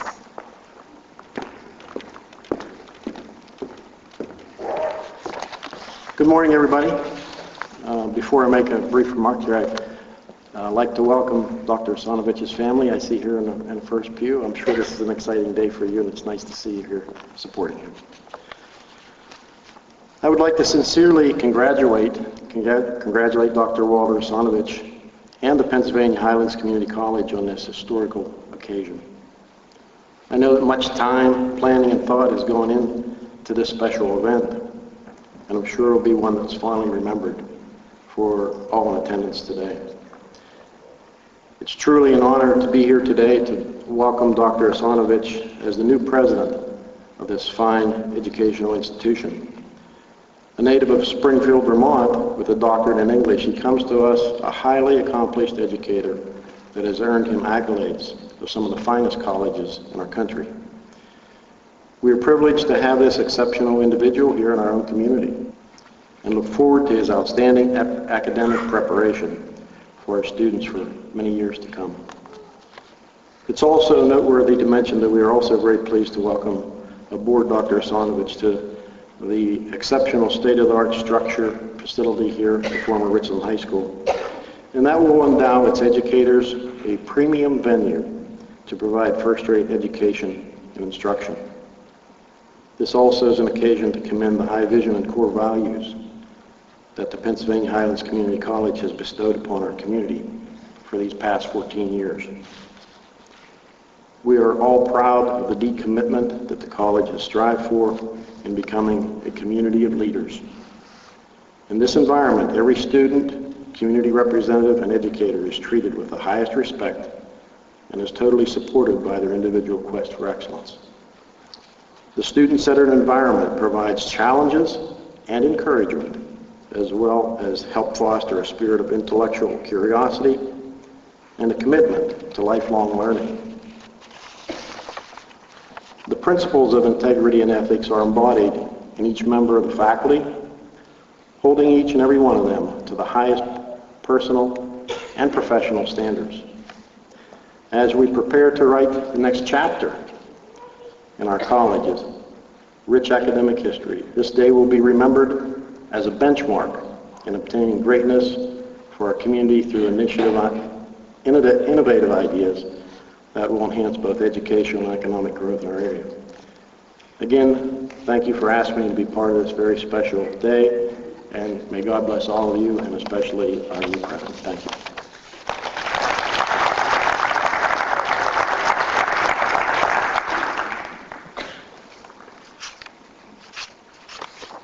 Thank you, Commissioner Harris. Our next reading is from Commissioner Mylan Jurich.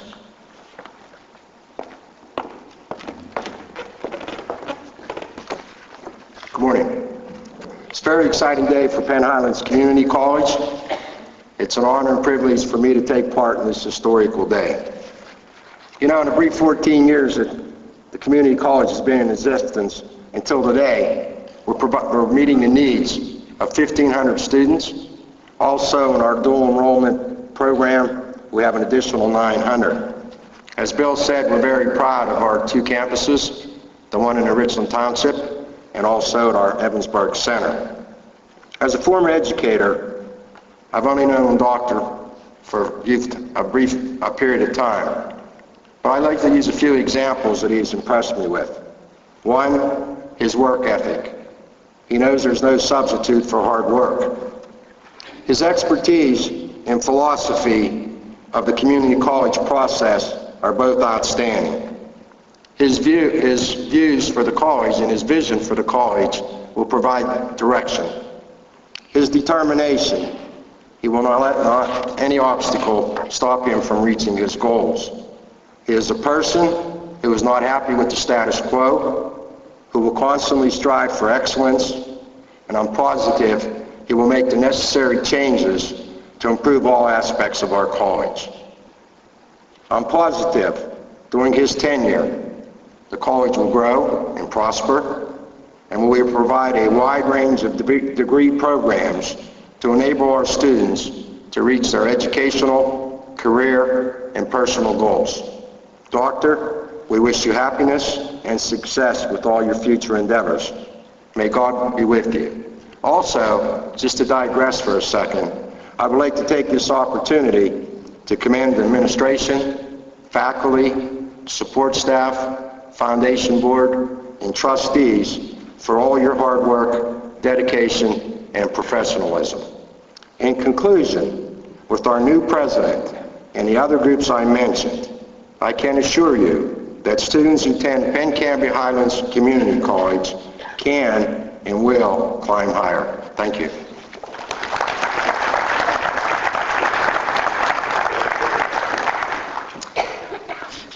Thank you, Commissioner George. Our next greeting is from Commissioner P.J. Stevens. Good morning, everybody. It's a great day in Cambria County, and every day brings new challenges and wonderful opportunities, and today's no exception. Boy, in such a brief period of time, this institution has amassed great successes and a distinguished history.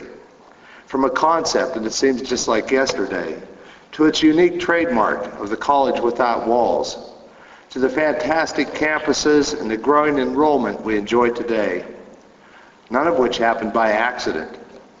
Penn Highlands Community College is a product of the commitment of its founders, its trustees, the foundation, the awesome faculty we have, the support staff, its benefactors, and students, all of which were inspired and motivated by our college presidents over the years. Today, with the inauguration of Dr. Walter Asonevitch, we witness a defining moment in the evolution of Penn Highlands Community College. Today, Dr. Asonevitch is placed in what can only be described as an awesome trust. A trust we believe well placed in Walter Asonevitch. And you know, the trust comes down to the one thing: of all the achievements gained by the dedication of all the good people who made this college a success, the most rewarding success is that of our graduates, who might otherwise have been denied numerous opportunities that this education has afforded them.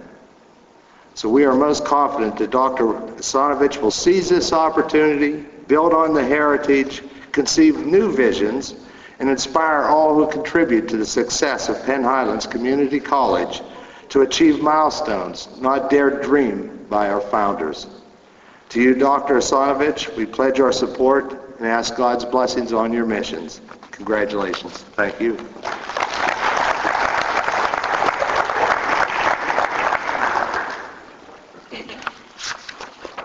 Thank you, Commissioner Stevens. Our next greetings are from Dr. Jem Spector, President, University of Pittsburgh at Johnstown.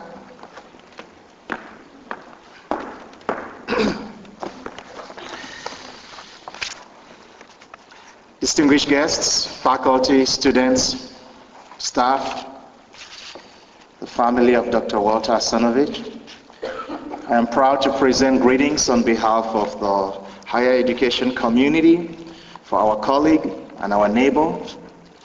I've gotten to know Dr. Asonevitch very well the last few months, because from the very beginning, he and I sat down and talked about ways to collaborate to make our neighborly relations here more productive for this community. And I can tell you that foremost among his concerns was the issue of competitiveness for our students today. The importance of preparing students who can compete, who can succeed in a very challenging world. We talked about how to facilitate access to college. We talked about the challenges that persons who come from low-income communities, the challenge they have to pursue a higher education, to pursue the opportunity. We discussed practical ways that UPJ and Penn Highlands Community College can collaborate to facilitate the transition of students into the workforce. We talked about the possibility of articulation agreements in areas like business and computer science. We talked about ways to collaborate to promote arts and culture in the area, and collaboration on issues such as parking and security. And I can tell you that within a few weeks after our meeting, we put together a working group of faculty, staff, and administrators from both campuses to come up with a practical, workable set of recommendations to achieve greater collaboration. Why do I share this with you today? Because that is the type of leader that you have chosen to head this fine institution. That is the type of person who cares deeply about the future, who cares deeply about the region, who cares deeply about the people of Johnstown and the surrounding community, and who is willing to do the work that is necessary to facilitate access to college, to facilitate opportunity, to facilitate greater chances for many of our fellow citizens to achieve the American dream. It is an important time for this institution.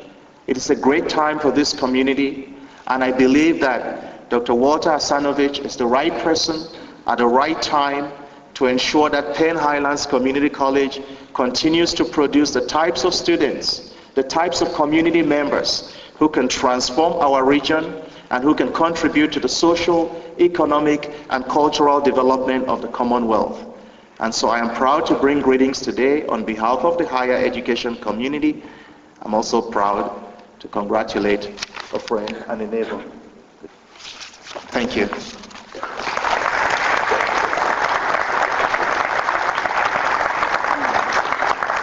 Thank you, Dr. Spector. Our next greeting is from Dr. Gerald Zahorchak, Pennsylvania Secretary of Education.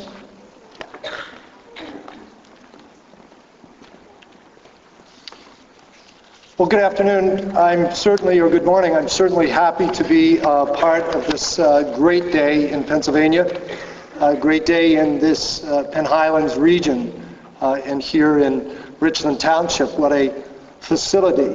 When we were doing facility building with regard to auditorium in the Johnstown community, people said you could never replicate an auditorium that's so grand. Well, that's been proven wrong.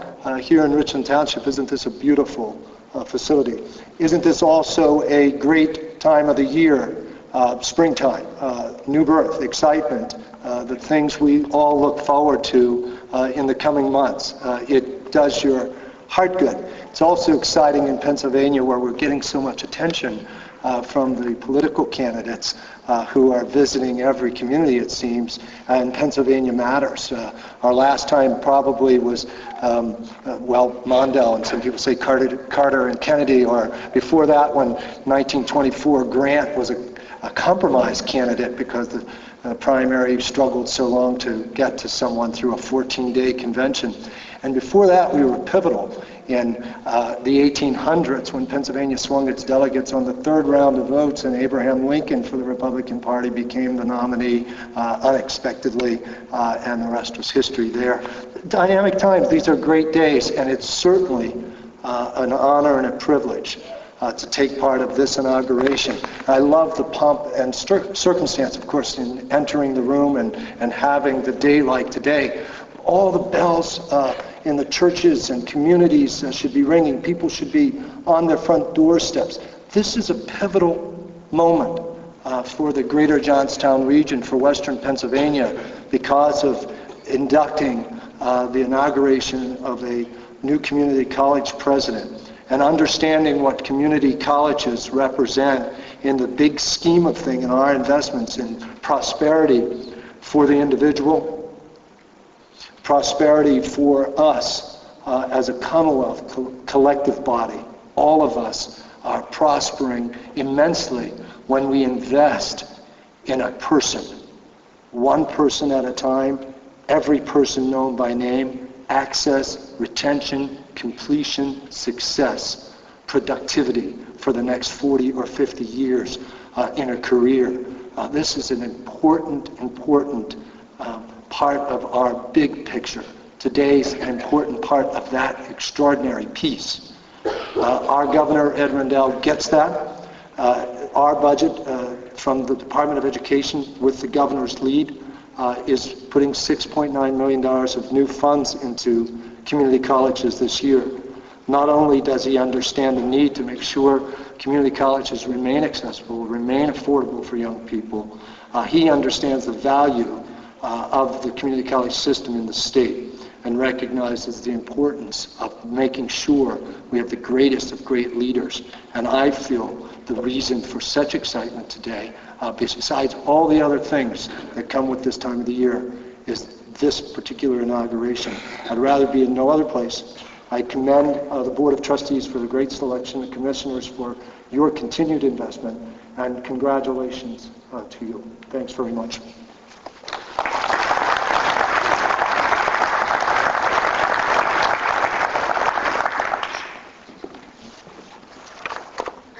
Thank you, Secretary Zohorchak, and all of our presenters.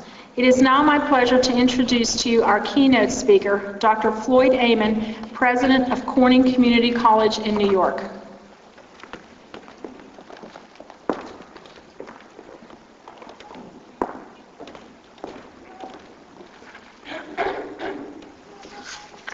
I want to offer greetings from Corning, New York. I'm here with several of my colleagues to support our former colleague and maybe a continuing colleague, Walter Asonevitch, who worked with us for many years.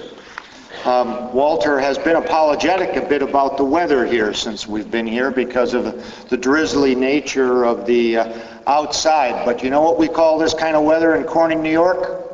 Snow.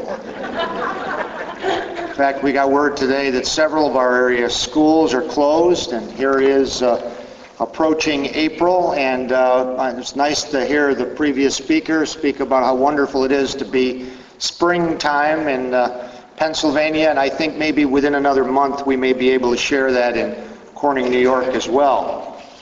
You've really already heard a keynote speech from Mark Milliron earlier. I was drawn to many of his theses and remarks about community colleges, something that as an educator certainly does my heart good to hear a national figure of his renown speak to our group.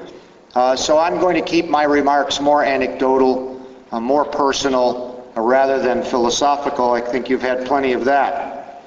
I do want to offer some condolences to Walter. This is kind of a mixed blessing for him. Happy that he's being inaugurated for sure, but sad because the West Virginia Mountaineers got beaten overtime last night. It's indeed a pleasure to be here this morning on this occasion of an inaugural ceremony. It is, after all, an unveiling and opening ceremony of sorts, swearing in, marking the beginning of Walter's term. I'm cognizant of the fact that he's been here a while and probably has the lay of the land and developed a lot of relationships already with people. I had the pleasure of working with Walter for, well, going on 7 years now, and during that time I've considered him both a professional colleague and friend. He was an easy choice for Corning Community College in 2002 as our Vice President and Dean of Academic Affairs. And as you can see from his background, that he came to us from Potomac State in West Virginia, where he had a 16-year career filled with many assignments. Dr. Asonevitch's experiences and style seem to be a good match for Corning Community College, and I certainly hope that'll be true for Pennsylvania Highlands as well. But we received much more than we bargained for. And I'm certain that you all have begun to realize that he is a doer and a wonderful blend of dry humor that he brings with him, and he ably takes on the challenges before him and draws many others to him in the process. His accomplishments at Corning were many. To name a few, Walter played the lead in the reorganization of our college governance structure, which was no easy task. We call it the Asonevitch Plan. The reason we do that is just in case anything went wrong, we knew who we were going to blame for it. The model does remain in place, and the early skeptics now embrace the governance plan that he had created. He also revised the process for faculty promotion, program review, reorganized the academic divisions, took the lead on the Mission Review 2 process with the State University, restructured the honors program, and took our Phi Theta Kappa chapter under his wing.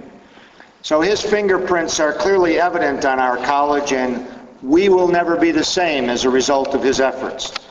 And I need to say that Corning's loss is Pennsylvania Highlands' gain. Well, I asked some of Walter's staff to assist me this morning in reporting about the person behind the robe. So I thought I'd share with what others said about his work at CCC. Walter, don't blame me for this. This is what other people said. And for the most part, I will report the thoughts of his colleagues in somewhat of a light-hearted manner. And you might want to make a few notes of these in case you wish to hold them against him later. Well, if you don't know already, Walter's a huge American Idol fan. And if you need him for any kind of an evening meeting, you need to take that in consideration, because he's been known to sneak out of college activities just in time to catch his favorite program on TV. Walter's also a big Bart Simpson fan. Did you know that about him? Part of the reason is that his hometown of Springfield, Vermont, is also the television home of The Simpsons. Perhaps this is a source of some of his lighthearted approach to serious issues. And seldom did a day go by when Walter didn't interject some humor into our workday. Now, I've lived in Western New York most of my life, and in those 65 years, I can never remember a time that I wasn't a Yankee fan. And when you consider that, you can also imagine how difficult it is to be working with a Red Sox fanatic. His former assistant, Julie Ray, who happens to be in the audience, gave him a baseball chess set one time with Red Sox players on one side and Yankee players on the other. Now, before too long, all the Yankee pieces disappeared. And when Boston beat the Yanks in the playoffs, we never heard the end of it. So I also want to point out that several of Walter's other colleagues from Corning, as I suggested, are here, and we are here to support him and his new leadership role. Keep in mind that Walter finds humor in almost everything. And I suspect that some of you may have already seen the holiday tie he wears that lights up and plays Rudolph the Red-Nosed Reindeer. I see he's dressed a little more reserved today. Did Walter tell you that he once posed for an art class? I will let him explain that. And also why he framed that drawing and placed it in his office, along with a drawing by a child that found one of his speeches particularly boring.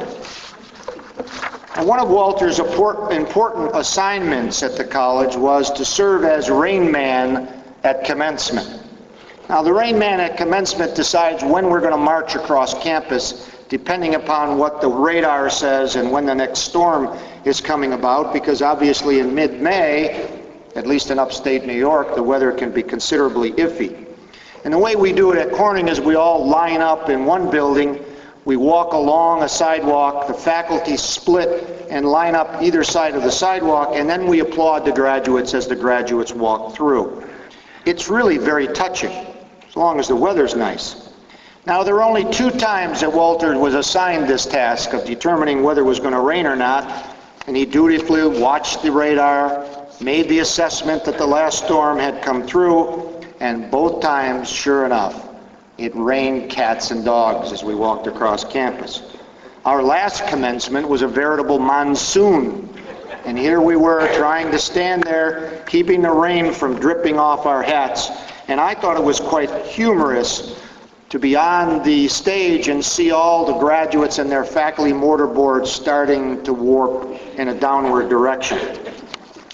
So that was kind of a mixed bag, I think, for Walter.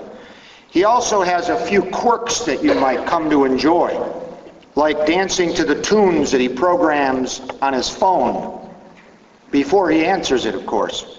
Or, as I heard, Cactus Watering Day, which he declared, which gave him some structure in his life. One of his choice phrases was, "Remember that even a prickly cactus will bloom if it's cared for properly." A fitting plan for a college administrator, don't you think? Now, for most colleges, a change in leadership can often create a slowing of progress and certain anxiety in staff identifying with past practice. I know that was the case every time I've become a president. But I know this won't be true at Pennsylvania Highlands Community College, and I certainly encourage all of you to support Dr. Asonevitch as your new college leader and embrace him with the acceptance and the determination to succeed. When Dr. Asonevitch was our academic leader, he was fully supportive of us transforming our college culture into a more inclusive one, embracing the broader concept of diversity, seeking different opinions and philosophies as an integral part of decision making. Now, Walter, even though I've been a CEO now for about 18 years, I still believe we have a lot to learn about influencing others. Conger writes in a book entitled Shared Vision by John Roosh and George Baker that good managers get things done. Great managers are able to accomplish impressive and monumental tasks. Leaders, on the other hand, tend to alter dramatically the attitudes of their followers, who in turn, through conviction, make significant things happen. You heard reference by Mark Milliron to Peter Senge's book, The Fifth Discipline, The Art and Practice of a Learning Organization, that really tells us that a shared vision is something that people must carry in their hearts as well as in their heads. And when people share a vision, they're connected, bound together by common aspiration.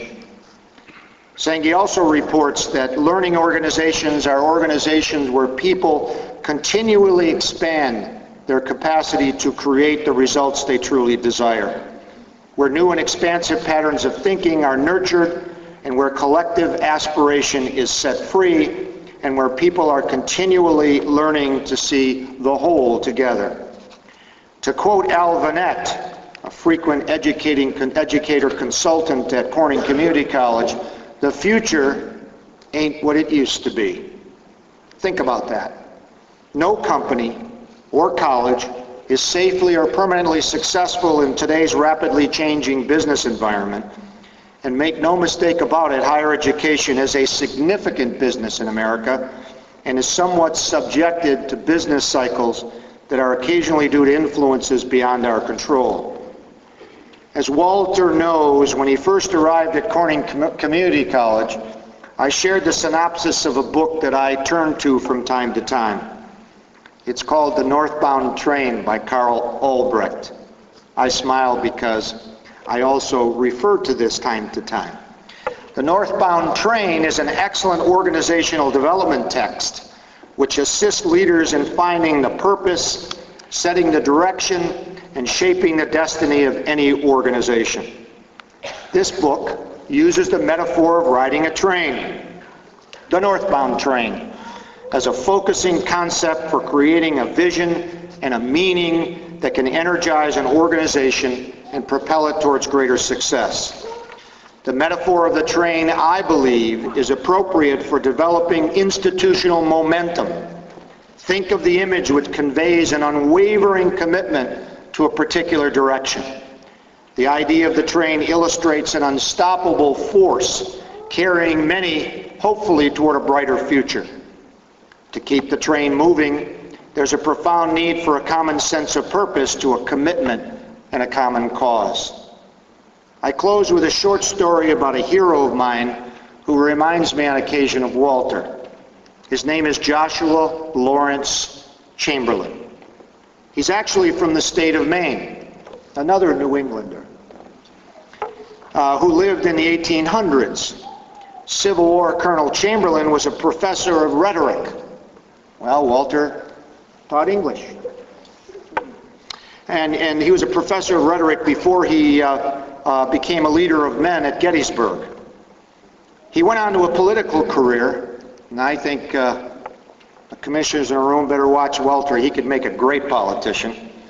And later in life, he became a president of a college, Chamberlain did, and so did Walter. And Walter, I brought you a little memento this morning. It's a photo of Joshua Chamberlain. But before I give it to you, there's just a little bit more. At the end of Colonel Chamberlain's long career, he was asked to reflect on all that he had done in his life. He was a professor, a Civil War fighter, governor of Maine, public servant, and a college president. When asked what his biggest challenge was, he quickly stated that his most significantly difficult assignment was serving as a college president. If you haven't figured it out by now, we are very fond of Walter Asonevitch in Corning, New York. He is one of my heroes, and we're going to miss him. Best wishes, Mr. President. May you have a long and rewarding career at Pennsylvania Highlands Community College. Thank you.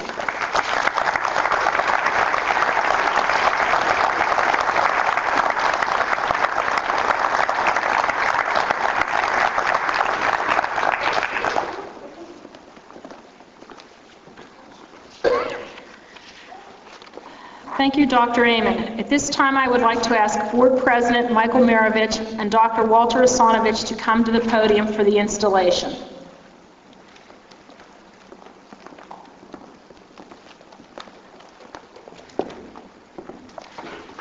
Before we proceed with the installation, I'd like to thank Dr. Amon for his insight that he's giving us on Dr. Asonevitch today. I wish when Jack Kavanaugh and I made the trip to Corning and interviewed Dr. Amon, he would have told us some of those things at that time. Don't you think so, Jack? Yeah, we made a different decision. Yeah. In all honesty, though, today is a very special day in the history of Pennsylvania Highlands Community College. We continue to celebrate new beginnings today. A few months ago, we celebrated the opening of our new Richland campus, and today we celebrate another new beginning, the installation of the fourth president of Pennsylvania Highlands Community College. As we look forward to the future, there's much work to be done to realize the potential of the college and the students in which it serves. Today, we formally welcome a new leader who has the vision, determination, and energy to lead Pennsylvania Highlands Community College to a new level of success and academic excellence. And that is Dr. Walter J. Asonevitch. At this time, I would like you to step forward and take the oath of office. And we're going to vote on these hats at the next meeting.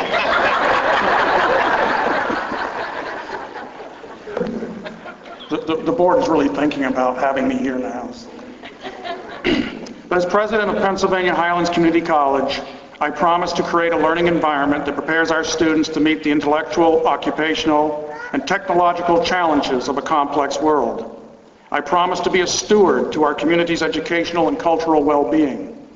I promise to promote an environment that values an education that encourages self-improvement and enables students to contribute to their families and the community. I promise to promote an environment that values intellectual and cultural diversity, open communication, collegiality, collaboration, mutual respect, personal integrity, and responsible citizenship. I promise to promote an environment that values all collegiate disciplines in relation to life, recognizing the importance of thinking clearly, creatively, critically, and objectively.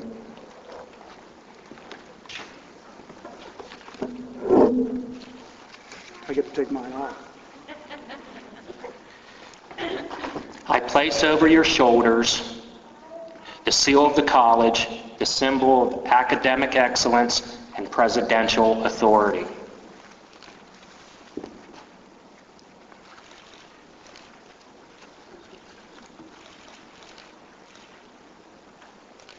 Distinguished guests, faculty, staff, students, I present to you the fourth president of Pennsylvania Highlands Community College, Dr. Walter J. Asonevitch.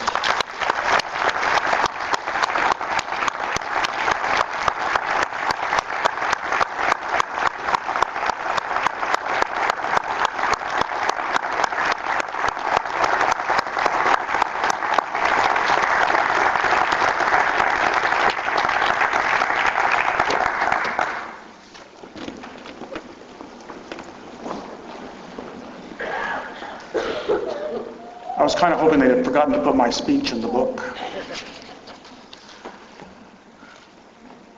I think they make these things heavy as a metaphor. Distinguished members of the platform party, honored delegates, friends of the college, my faculty and staff, my friends and family, I am so honored and so humbled to stand before you today. First, I would like to introduce all of you to my granddaughter, Abigail Julia Richmond, AKA Abby, who worked desperately to steal the scene from Dr. Milliron this morning.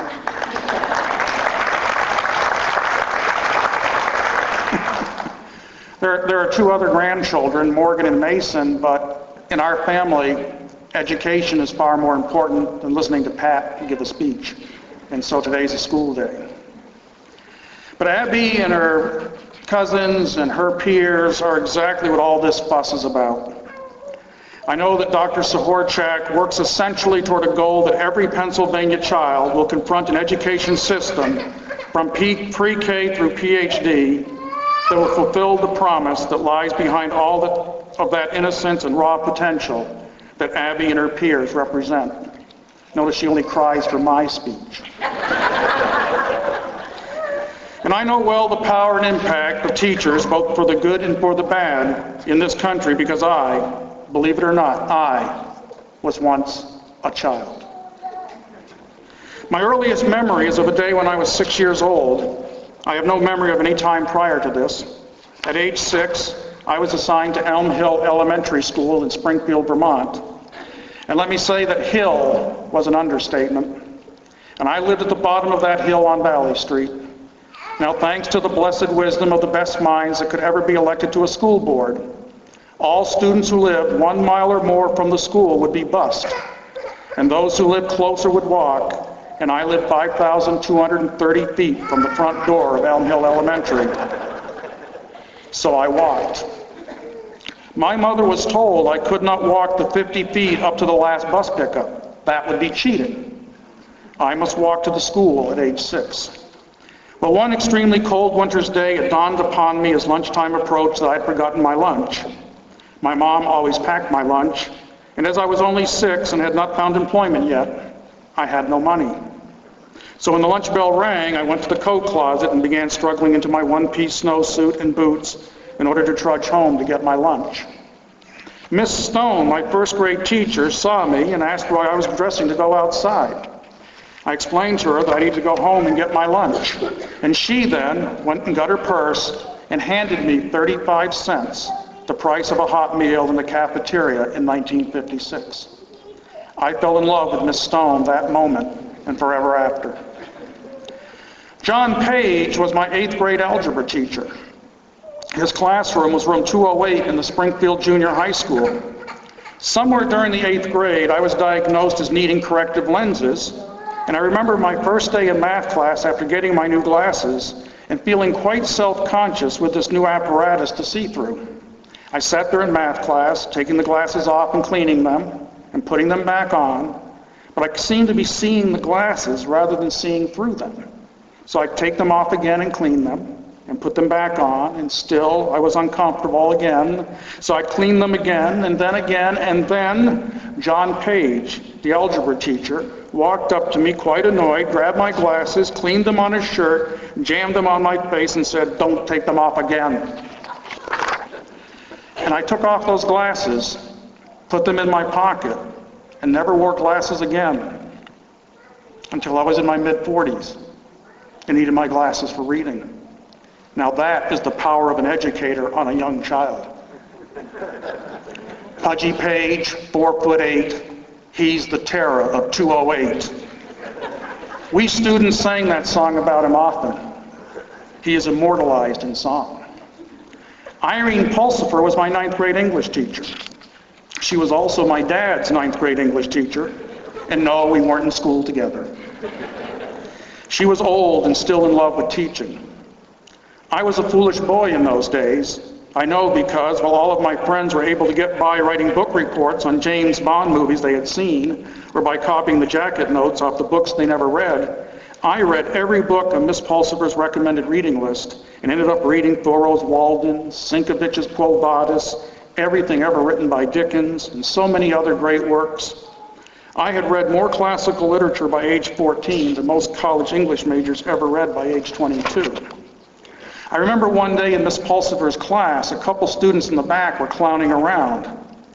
Miss Pulsifer became quite annoyed with the two and told them to knock it off or she would kick them out of class. One of the two, I believe it was Rodney Lipnicki. Anybody remember Rodney? Oh. He retorted that the kid up front, and he pointed right at me, was always making jokes and clowning around, and she never told me to knock it off. She let Rodney and the rest of the class know that all of the wisecracks made by the kid up front showed her that he not only had done all the reading assignments for her class, but he also understood the reading well enough to make insightful, albeit blasphemous, remarks about the literature. My decision to be an English teacher was made that day at that very moment. For the first time in my life, I felt there was someone who appreciated that which was good in me, someone who wasn't so quick to simply dismiss me as a nuisance on the planet we shared. So I think I'm intimately familiar with the powerful impact that, for good or for bad, educators can have on the minds of children. I am committed to doing my best for the students who are my charges, whether as a member of a faculty or as a college president. And I have little toleration for those who enter this profession for the purpose of pay and who whine over each small inconvenience this profession might present to them. May their students immortalize them in song. But enough about my inner child. In 2001, I was working for Potomac State College, a small college in West Virginia that was, at that time, celebrating its 100th anniversary. Had I remained in New York this year, I would have been a part of Corning Community College's 50th anniversary celebration. It is interesting, to me at least, that the college in New York is led by only its 5th president in its 50-year history. Pennsylvania Highlands Community College is not quite through its 14th year, and I'm appointed its 4th president. And I think that speaks to the greatest need for this young college if it is to grow and prosper as I believe it will. This young college needs stability. And I think at last this young college has put down some roots in the building next door. We finally have a front door that is our front door. We can, at long last, put up signs on front and back and as big and bold as our 20-foot logo and proclaim to all of the Laurel Highlands that we have arrived. And we are here to serve you, to make your workforce a 21st century workforce, to provide a college education to the sons and daughters of families whose sons and daughters have never before considered college as part of the pathway to their dreams. We are there to help take the raw material of dreams and build substantial realities. But the task of becoming is not easy, for the task of becoming exists in balancing the need for constant change with the need for stability. And that is what makes young presidents grow old rapidly, not to mention what it does to old presidents, like my good friend, Dr. Amon. The need to create a history, a tradition, and a culture that is central to the identity of the college so the sons and daughters of our earliest graduates can tell the sons and daughters of their sons and daughters that they can do no better than to start their pathways at Pennsylvania Highlands, because that is a college built upon a strong foundation. The highest academic standards coupled with a faculty and staff who genuinely care about the well-being and the successes of each and every student that crosses our threshold. But that foundation is not sufficient to our success, nor to our capability to serve well all of the generations to come. We must be as ready to change to meet the changing needs of our region's economy and the changing learning styles of our students as we are to preserve the foundation of quality and care. We must adopt new programs to meet the needs of new industries and be prepared to slough off older programs that are no longer in demand. We must adjust our delivery systems to improve access for all residents of the Quad County region, and not just those who live nearest to our facilities. Degree programs need to be made available in the evenings and on weekends in formats that are meaningful to the students who need weekend and evening programs. We need to get degree programs established at our Evansburg campus so our students from the northern part of the county and from Indiana and Blair need spend no more on gas than they have to. We need to get degree programs online to extend access to those too far away to get to either our Evansburg and Richland sites. And we need to provide additional campuses to better serve those counties identified as part of our sphere of influence, for which time and travel make attending our current facilities impossible. As Carl Fish informs us, we live in exponential times. His famous video slideshow that has been viewed by millions on YouTube and elsewhere lets us know that half of the technical knowledge we teach our college freshmen today will be obsolete by the time they are juniors. By 2010, technical knowledge is expected to double every 72 hours. The lesson learned is that we cannot let down our guard. We must be teaching the latest version of Microsoft applications because although these products may not be installed in every office in Johnstown today, they will be there by the time today's freshman students graduate and seek employment. We must teach the most modern business theory, not the concepts that were in place in the 1990s and fell out of fashion soon thereafter. From all that is happening in this global economy, the Pennsylvania colleges of this region, the University of Pittsburgh at Johnstown, Indiana University of Pennsylvania, Penn State in Altoona, St. Francis University, Mount Aloysius College, Juniata College, and Pennsylvania Highlands need to present a united front aimed at drilling ever deeper into the raw resources of our high schools and helping more and more of these young minds understand the need for education beyond high school, and helping more and more of them successfully navigate the rigors of post-secondary education and beyond into successful and meaningful careers. From all that is happening in this global economy, the Pennsylvania colleges of this region need to present a united front to train and retrain the workforce, to make the working population of this region an attraction to new business and industry, and to make old business and industry thrive, prosper, and compete in an international market. We will work hand in hand with business and industry to improve the economic climate of this region. Already since my arrival, we have added a welding technology degree specifically to provide educational advancement for the employees of JWF Industries. We are closing in on adding a culinary arts program to help fill another workforce deficit in our region. When I went to my very first dentist appointment in Johnstown, I was sitting in the waiting room when John Rodella walked up to me, shook my hand, and said, "Why don't you have a dental hygiene program?" Now, this one might take a little longer, but we are getting an advisory committee together. We've toured some possible facilities for clinicals, and we're investigating American Dental Association requirements for getting an accredited program up and running. These are just some early thrusts into fulfilling the mission of Pennsylvania Highlands Community College. I would hope that this college might grow to serve fully the Quad County region represented by Bedford, Blair, Cambria, and Somerset counties. We are currently seeking funding to help conduct a feasibility study of the region to determine what types of facilities might be established to promote our mission beyond the borders of Cambria County. We have implemented a regional tuition rate to begin in fall 2008 for those students who come to us from Bedford, Blair, and Somerset. I would hope that I can remain with Pennsylvania Highlands Community College long enough, the good Lord and my good board willing, to see all of the counties within our region served well by a Pennsylvania community college, and in return, I would like to see all of these counties participating in community college sponsorship and providing input into the policies and directions that we would like to see us take in our evolution as a primary provider of community college services in the region. It may be that my dreams for this college are somewhat out upon some limb, but I am always inspired by the words of my mentor, whose words have been guiding my career since I first read his work when I was 14 years old.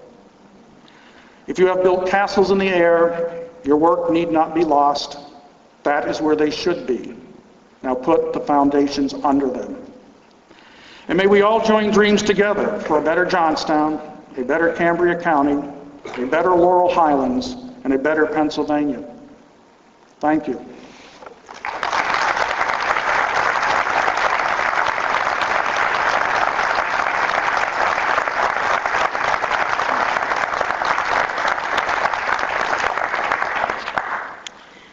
President Asonevitch, honored guests, delegates, and all assembled, I call this inauguration ceremony officially closed. Please stand for the recessional, at which time I would like to call forth the mace bearer and to ask Dr. Asonevitch to please lead the platform party from the stage.